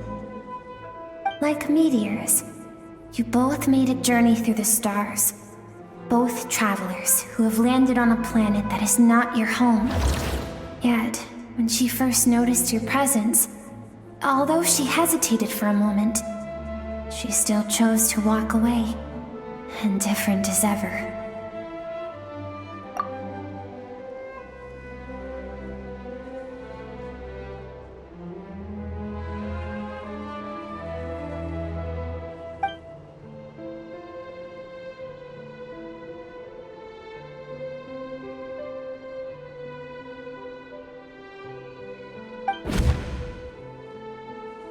Seems like you've answered your own question. Skirk sees herself as a trespasser in this world. She's made a conscious choice to avoid altering its path. But the reason for that decision stems from events much earlier on in her life.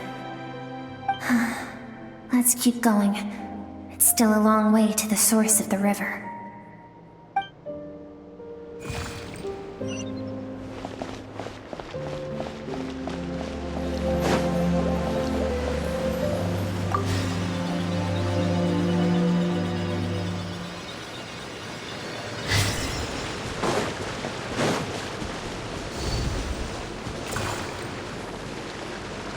You now have what it takes to wield immense power.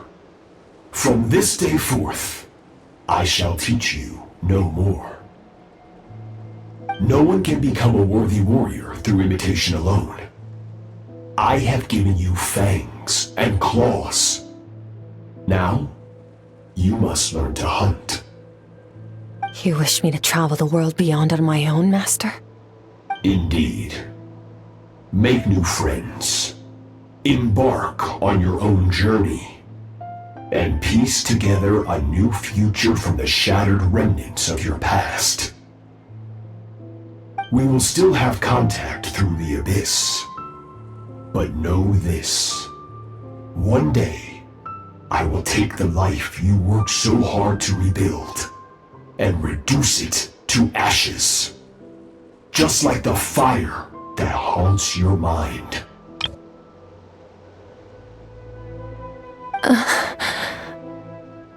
Why would you do that? I have told you before, fear is the catalyst for human evolution. You have tasted loss. You have known fear so deep it can be felt in the bones.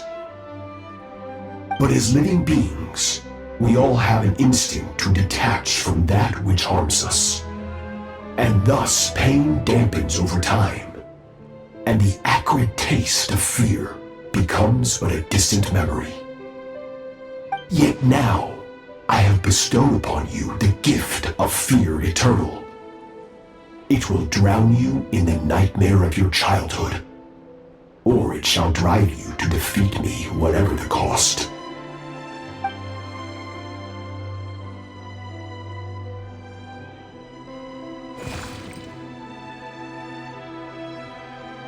That is what Skirk's master, the foul Sertologi, looked like at one point in time. Of course, as a higher being, physical form is a triviality to him. He could appear as a beast, a human, or even a monster that defies description.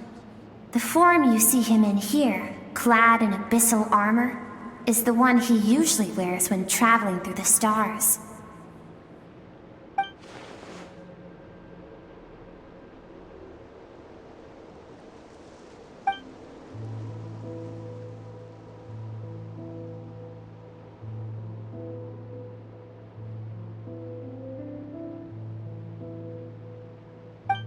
For certain reasons, I need to bridge the power gap between me and my master as quickly as possible.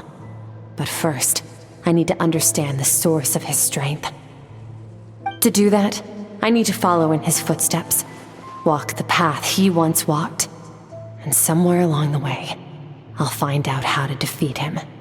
That is my sole focus and purpose.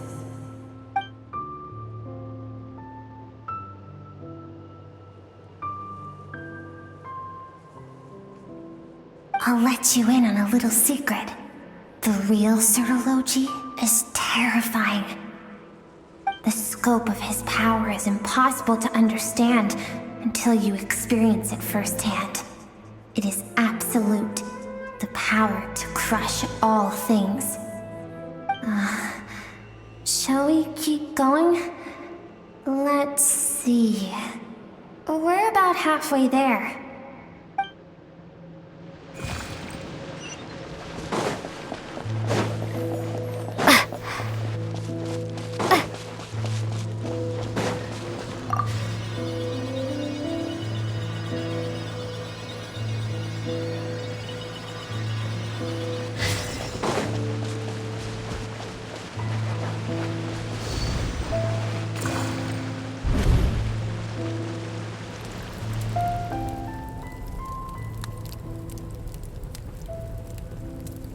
We've made it quite a ways already.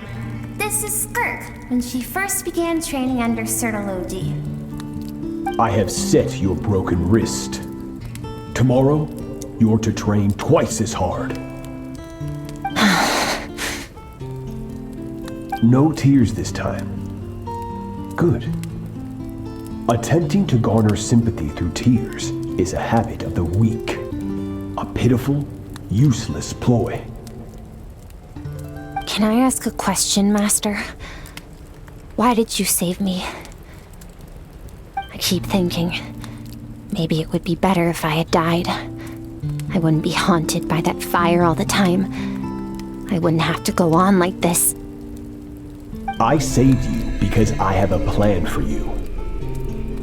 It has been too long since I fought a battle that demanded my full strength, and I hunger for it. Every so-called genius and prodigy I have faced has crumbled like sand underfoot. Before me, even fate bends the knee. So, I will teach you everything I know.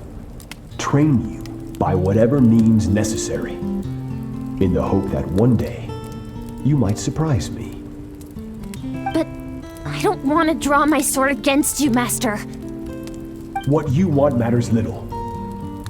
Among the boundless sea of stars, the cries of the weak are but faint murmurs that disappear into the void. You of all people know that well. Yes, Master. From that day forward, all she knew was grueling training, emptiness, and fatigue. After some time, her talent bloomed, and she gained control over her emotions, like her master. How should I put it? It was not that human emotion disappeared from her heart, but that reason came to dictate all she was allowed to feel. I suppose it was at this point that she became the Skirk you know today.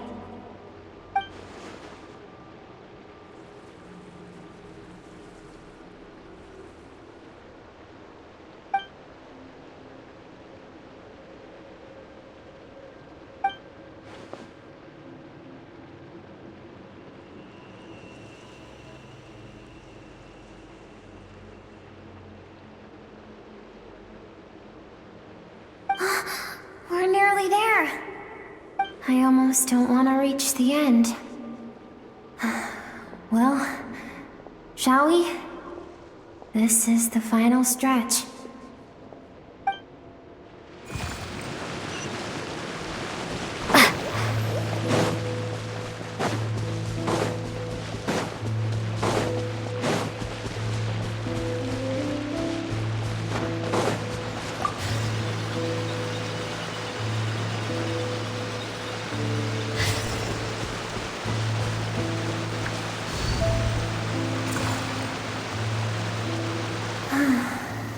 These are Skirk's happiest memories. What a simple and carefree time it was. Wisps of clouds dotted the sky, The sun bathed everything in golden light, and when song filled the air, not even the shyest of flowers could resist swaying along. This is Skirk's homeland. She was so curious about everything as a child, always skipping school to go exploring instead. There was so much to discover. The treasures at the bottom of the sea, the secrets beyond the stars, and that merchant ship packed with adults wearing those strange clothes. Yes, the ship. That was the beginning of the end. It was a spaceship. When it arrived, the people that disembarked wore smiles on their faces and spoke of friendship. They claimed to be merchants from a neighboring planet, looking to establish trade. Skirk's parents, her relatives, her neighbors, everyone welcomed the newcomers with open arms and allowed them to explore the planet. To them, the visitors were guests and should be treated with hospitality. No one had any idea of what was to come. Several months later, an army of unknown origin arrived without warning and carried out a ruthless campaign to destroy everything and everyone on the planet. Skirk had skipped school that day, like so many times before, so she was not caught in the immediate wave of destruction. But when she came home that day, only fire and ruin awaited her. Countless people cried out to her for help. People she knew and loved. Friends and relatives. The little girl who lived next door. The shop owner with the bad leg. The bad-tempered teacher she had made fun of just that morning.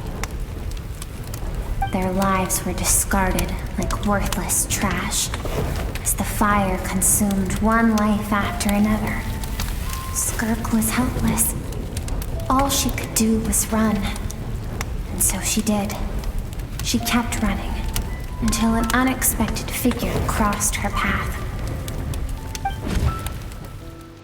If Sertology hadn't been there in that moment, the fire would have claimed her life too. And there she would have remained, left to rot in the scorched earth, with no answer as to why any of this was happening.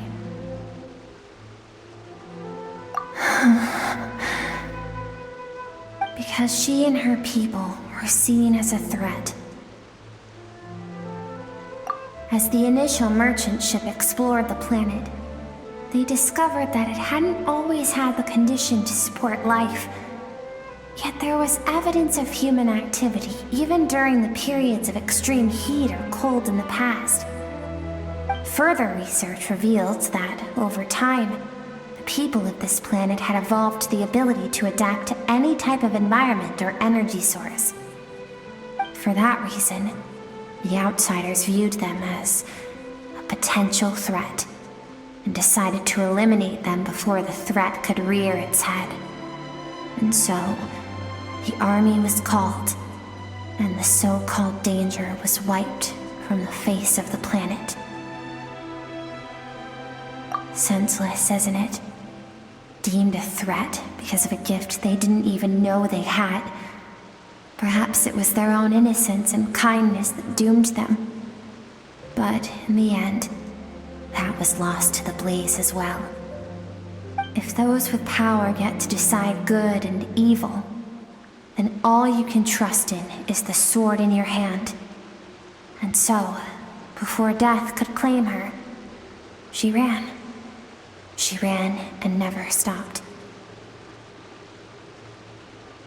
No one wants to relive their most painful moments. Well, that brings us to the end of the story. This is as far as we can go. Skirk is waiting over there. For both of us. Let's go to her. It's time to fulfill my purpose. And my greatest wish over all these years.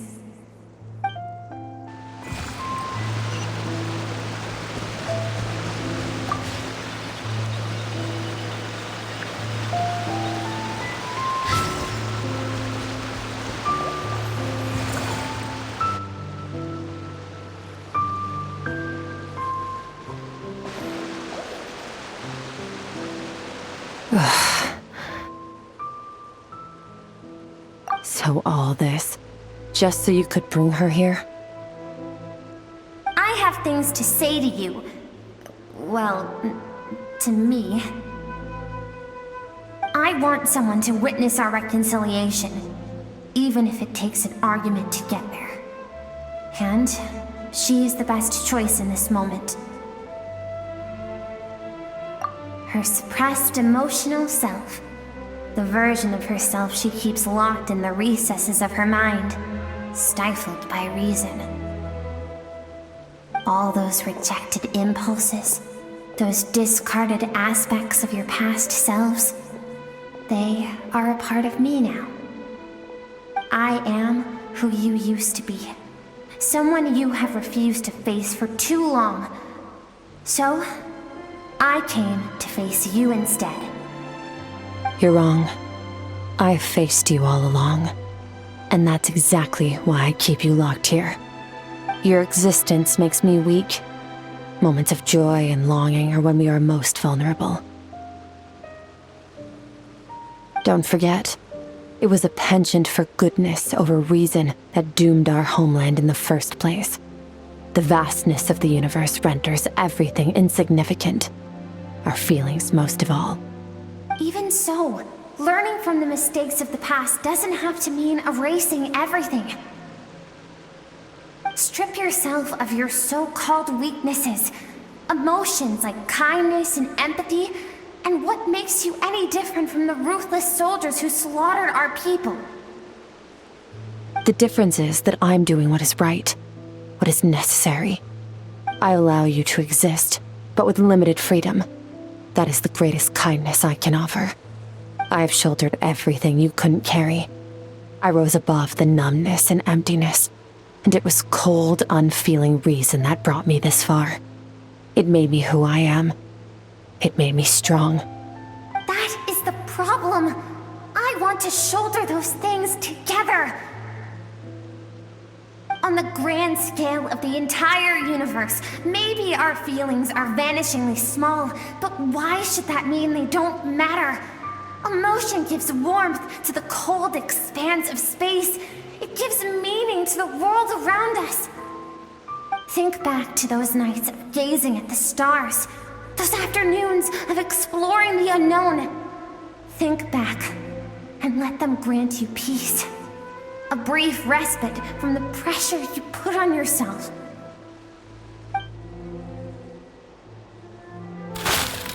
That isn't what we need. It's exactly what we need.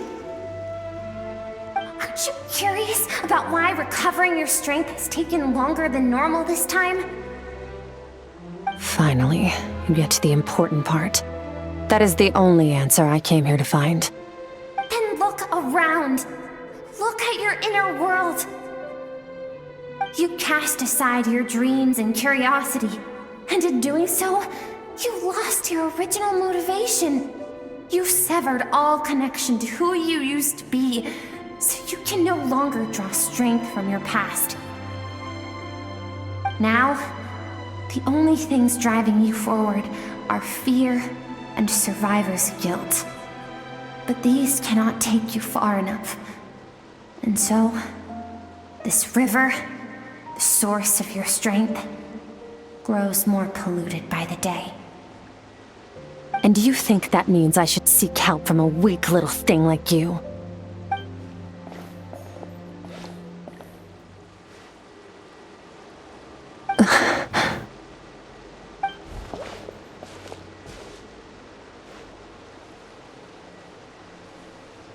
Thank you for saying that.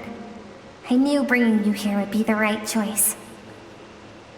To be honest, I'm not here to argue with you. This isn't about who's right or wrong. And in fact, I agree that in order to make it through the wake of that tragedy, we had to distance ourselves from the pain through reason over emotion.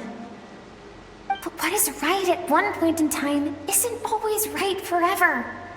I know you will never forget that fire.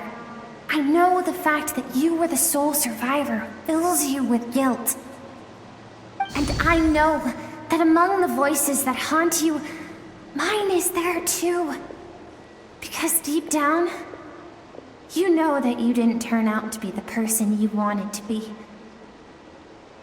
All those unfulfilled hopes are like knives to the heart. And I don't want you to hurt anymore. So even if you can't accept me, I hope, at least, that you can let go. I keep thinking, maybe it would be better if I had died. I wouldn't be haunted by that fire all the time. I wouldn't have to go on like this.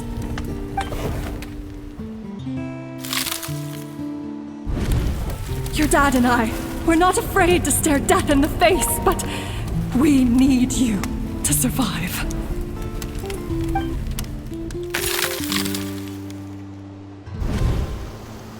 I'm sick of being a kid. There's so many amazing things out there, and I'm ready to see them all.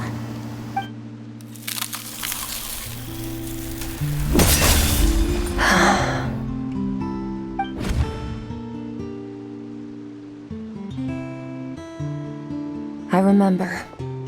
There was a song Mom and Dad always sang when we went out to fetch water. Dancing water. The sand along your path is begging for your song and movement. Will you carry this burden with you on your journey? I am not the dancing water, and you are not the burdensome sand. But if this is your wish, then I will carry you with me until the end. Thank you. I should be thanking you.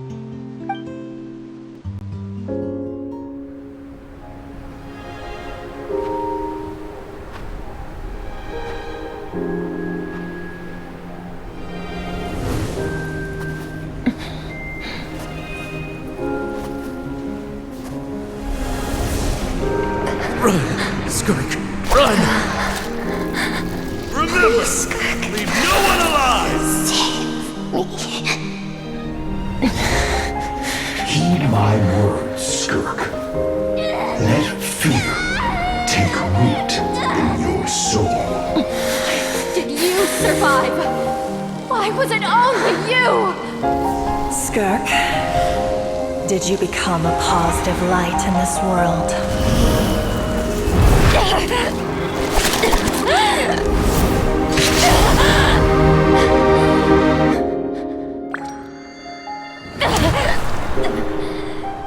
Hey, this doesn't have to be the end.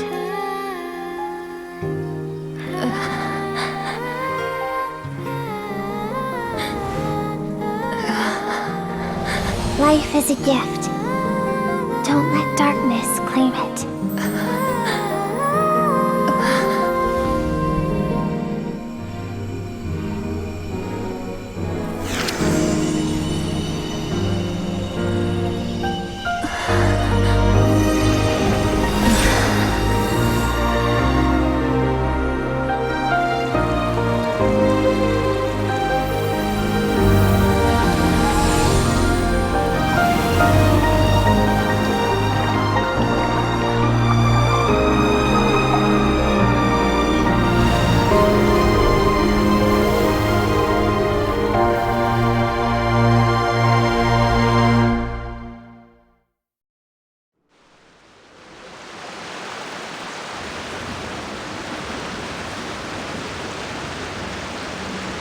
So, you saw my memories then. I once asked my master if survival of the strongest was the law of the universe. He said no, but in a world without order, those with no moral boundaries tend to be the ones who survive. That's why, after hearing his answer, an idea came to mind. An idea that, one day, I would create a new world order. One in which there would never be another tragedy like that fire. One in which power was not the law of the land. But that means I must defeat him. Because my master, Sertalovji, is, at the core, a defier of all rules and order. Yes, and not just because of the gap in our abilities, but also because I have no reason to see him as an enemy. Although his decision to train me was not made out of kindness, he did everything a master should. He saved my life, taught me the sword and the principles of strength, and for that, I respect him. I know, and it's not something I want, but Master never goes back on his word. I have to treat everything he says as a promise. He's no longer into that, but he sends me messages through the abyss every now and then. Most of them are simple greetings, or an answer to one of my questions. Every time I hear from him, my heart skips a beat. And I wonder if this is the moment where he'll finally appear before me and tear down everything I've built to pieces. Maybe that means I do live in eternal fear, just like he said. Yes, I respect him, but I'm also afraid of him. And for that reason, the pursuit of strength consumes every moment of my life. I don't know what Master has planned, but I have to be ready. Help me?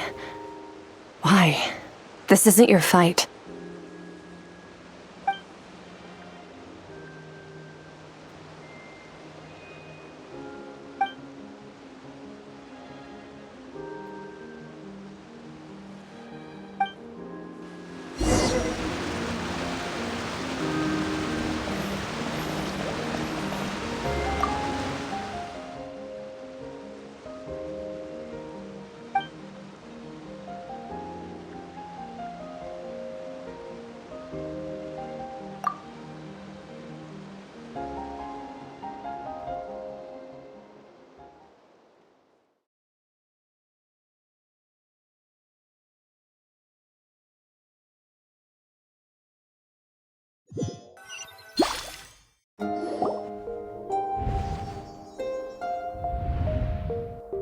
Oh, you're finally awake! Honestly, Paimon was gone for like 2 seconds and then she comes back and finds you both unconscious? Oh, you scared Paimon half to death! You're both okay, right? What does it look like?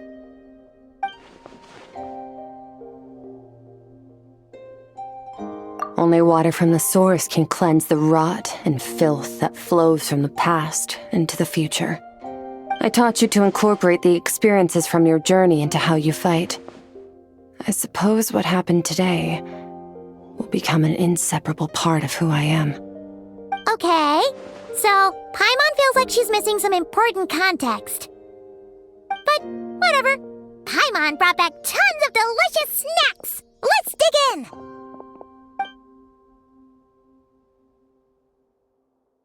All right. It's about time we finished what we started. We're gonna deal with this thief for good, right? This time, I'm not going to tell you to hold back. But having digested even more power in the meantime, he's going to be tougher than before. The good news is, we have no reason to pull our punches this time. So, let's go. Same place as last time.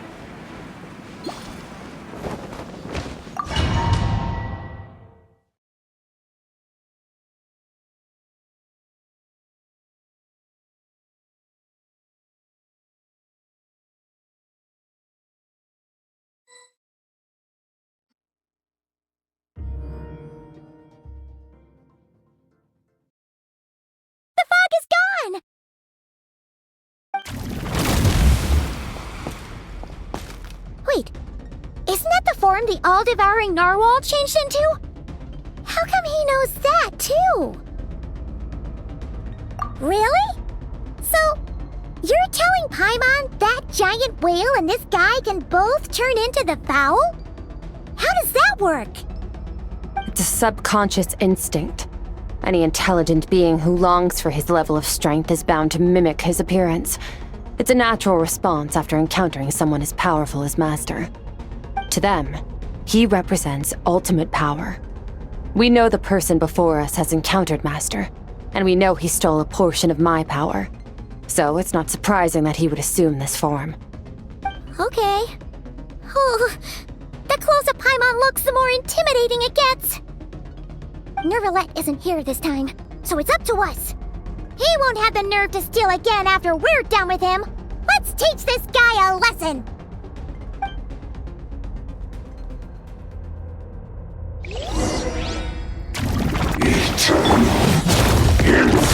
Water jet! Everlasting! Into the void! Extinguish!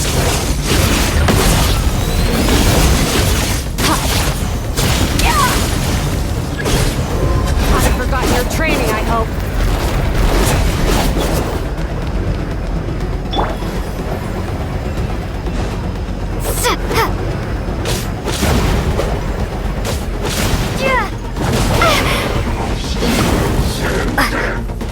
Once more! Go!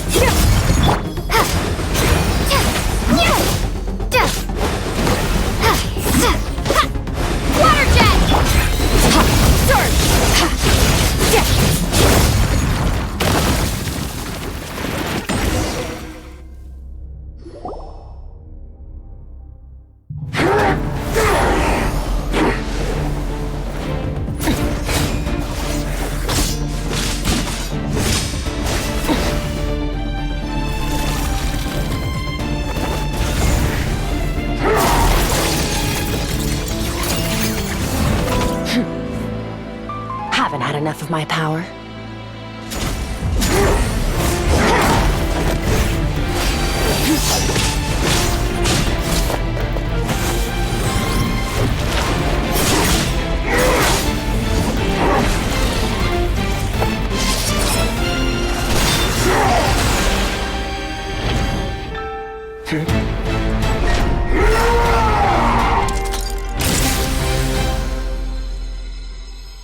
Well then, let's see how much more of this power you can handle.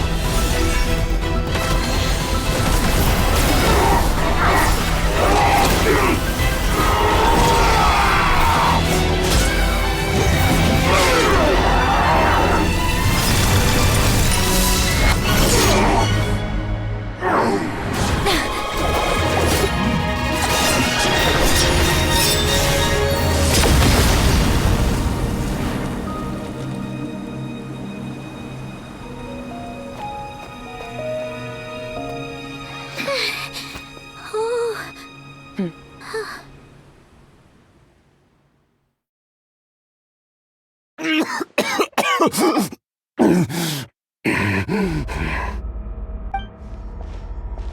Well, have you come to your senses? You saw that my body was at its limit. So, you deliberately channeled your power into me, knowing that it would destroy my shell from within. Such power. Such keen battle instincts. So you must be... Skirk, Sertologi's disciple. How long has it been? How long has he been away from Tevat? Hundreds of years. Hundreds? Sorry, it's a lot to take in. I should introduce myself. I am Skofnungar, a friend of your master and one of his followers. This is the first time I've heard your name, Skirk. But hundreds of years ago, I knew you existed, and I knew you would come here. Hundreds of years ago? Sounds like you and Master have quite the history. Care to tell us about it? Of course. Might as well take advantage of a clear head while I can. The story starts a long, long time ago. I was born into a noble family in Conria. As the eldest son, I was set to inherit our title. But I contracted an incurable illness as a child, and everyone gave up on me. I trained the sword harder than anyone else, defeated all of my peers. But it was all in vain. When other people looked at me, all I saw in their eyes was pity or a strange glee in my misfortune. Even my parents were just waiting for me to die. Over time, my heart hardened, and I became aimless. That was the point where I met your master, Sertologi. We were similar in age, but different in background. He was born in prison, the son of criminals who had been sentenced to death.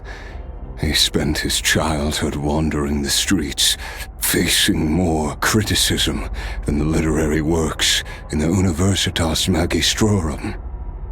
Yet, he always wore a smile on his face, as if kindness and malice were one and the same, and he could not see the difference.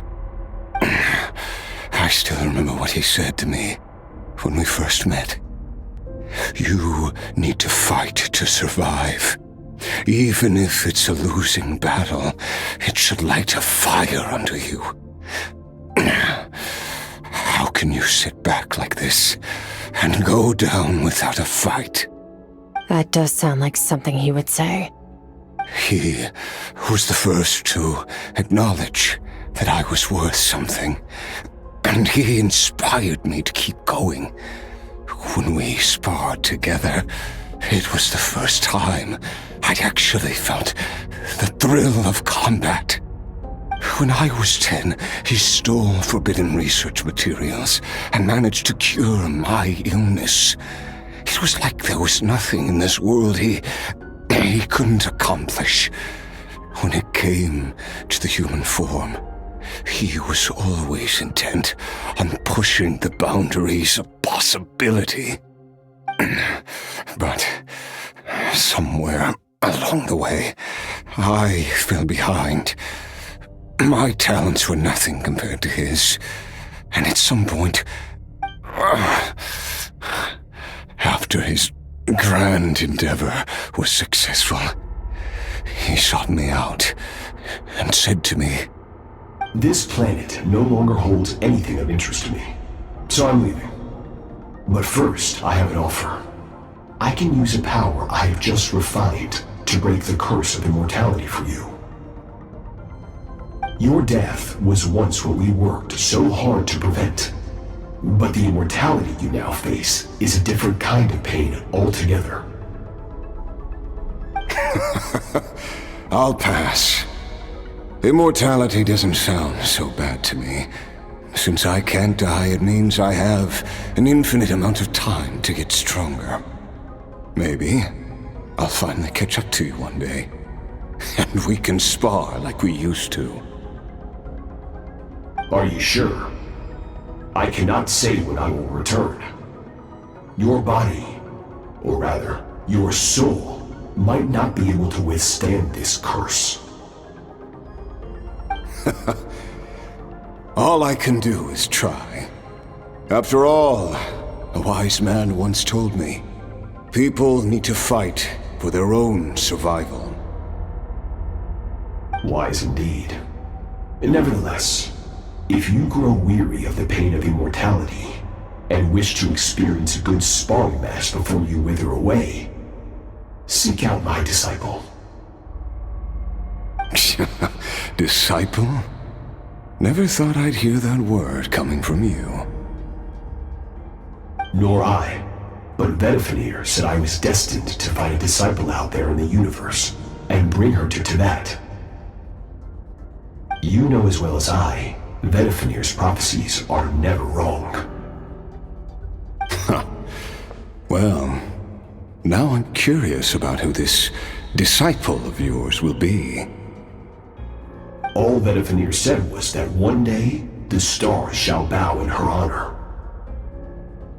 Sounds pretty impressive. Of course. Only the most outstanding people would have the right to become my disciple. Still self-assured as ever, I see. But you're not wrong. I'll be leaving then. Oh, and if you are serious about getting stronger, I left you a little gift in the primordial sea. As I've said before, walk whatever path you want. Freedom means even the wicked get to make their own choices. Waiting for me in the primordial sea was the all-devouring narwhal, already beaten into submission by Sertologi. In its weakened state, I was able to cut off part of its flesh and sew it into my own heart.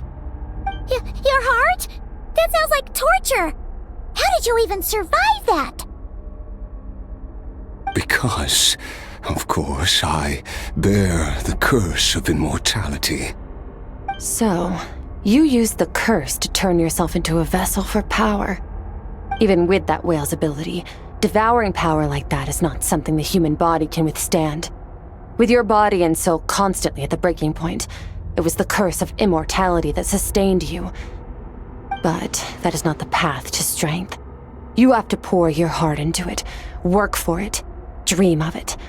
Instead, you stole something that didn't belong to you, and it backfired. You're right. I should have known better, but I had already pushed myself to my limits, and he was still miles ahead of me. So I had to take a leap of faith. I miss your master. I miss the days when we were all together, troublemakers without a home. I don't regret the choice I made. But if you'll allow it, I do want to apologize. To both of you. After the beating we just gave you, I think we can call it even. You're an interesting one as well. Sertologi's disciple. That's a lot to live up to. It can't have been an easy experience. I know what he's like. He rules with an iron fist, using despair and fear to force you to catch up to him, all the while standing ever out of reach.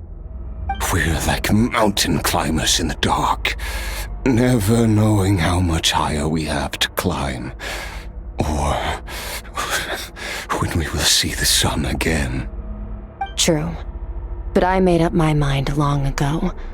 No matter how dark it gets, I will not give in to despair. I will overcome it, Besides, after hearing your story, I suspect what Master really wants is not a battle that demands his full strength, but rather a defeat without regrets. Oh? Since you're his friend, you must have some things in common. The first time we came here, when you stabbed me through the fog and stole my power, I felt no emotion coming from that spike. But when you had to devote all your strength fighting me just now, I could feel joy and passion emanating from your blade. It was the joy of a researcher discovering the truth of the world, the joy of an artist uncovering a temple of wonders. Interesting.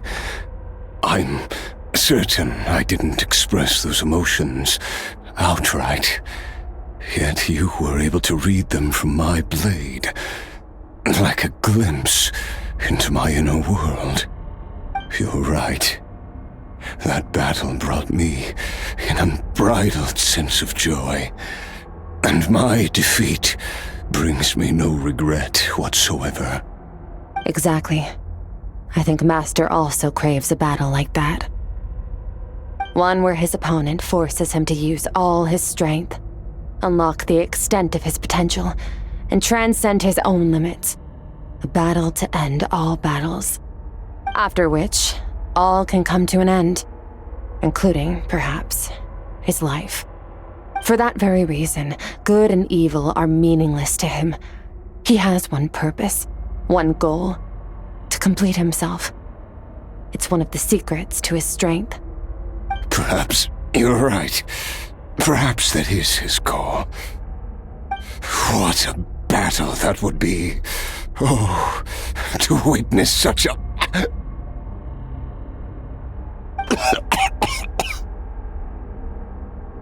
Are you okay? Too many different kinds of power are surging through my body. The curse of immortality allows it all to coexist, but it does not remove the pain. I won't be able to hold on to my sanity for much longer. What a shame. I would have loved to witness that battle. Sertologi once offered to free me from this curse. Now, I must ask that of you, Skirk. Can you release me from the pain? I can, but not through death, if that's what you were hoping for. It's not a suitable punishment for your crime. As an alternative, I can take your consciousness, along with all the power you've consumed, and smash it to pieces. The impurities will dissipate, and under the curse of immortality, your mind and body will regenerate. When that process is complete, you will be back to who you were before, no longer tortured by powers you can't control. But it will be a time-consuming and painful process. The decision is yours to make. I accept. And who knows?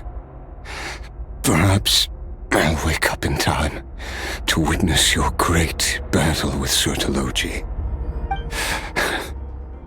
I have faith that you'll be able to stand against him one day. Though I know it'll be a long and arduous road. If we are climbers in the dark, it appears the dawn has finally broken for me. But your ascent continues. At least, it looks like you are not alone on your journey. I will reach the top of this mountain, no matter what it takes. And you, Skofnunger, will be my witness at the end of all things. That's finally over. Let's get out of here. Huh. At least we don't have to make a mad dash for the exit like last time.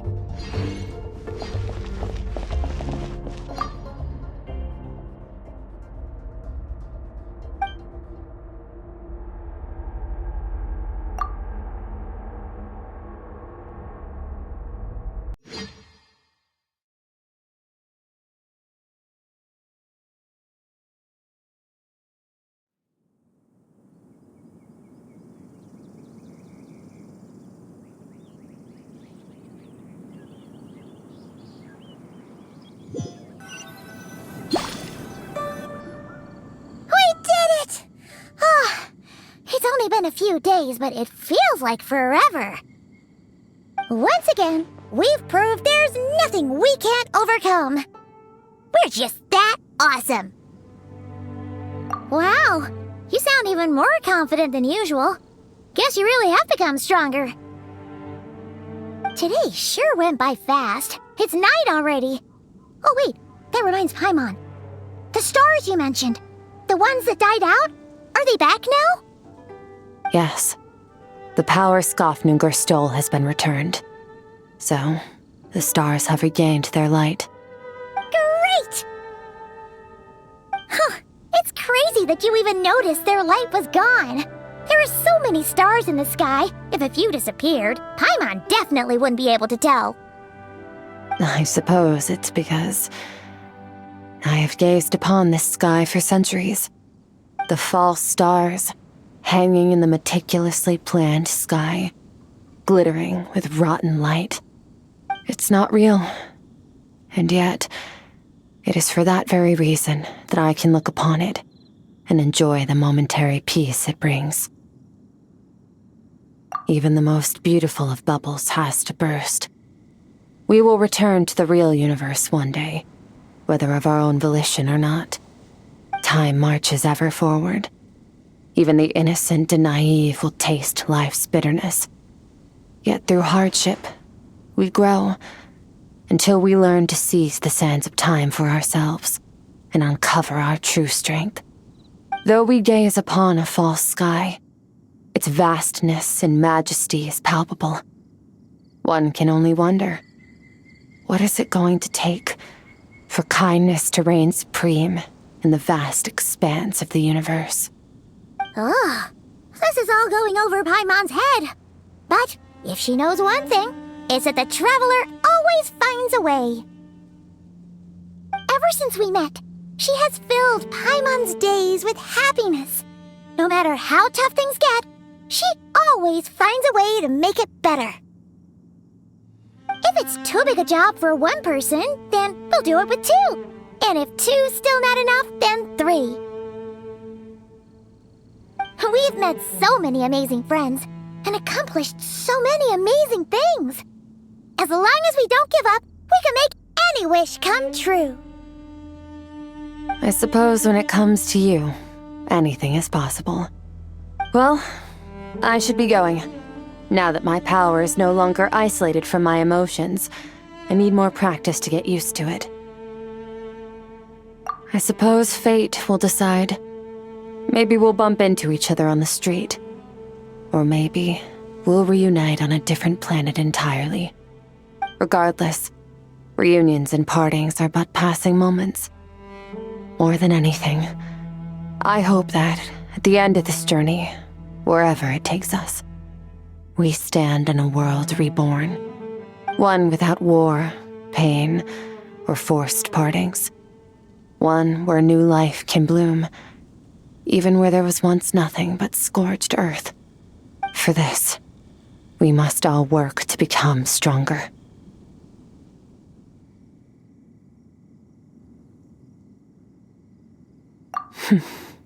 If that's what you want to call me, I won't object. Goodbye. Bye!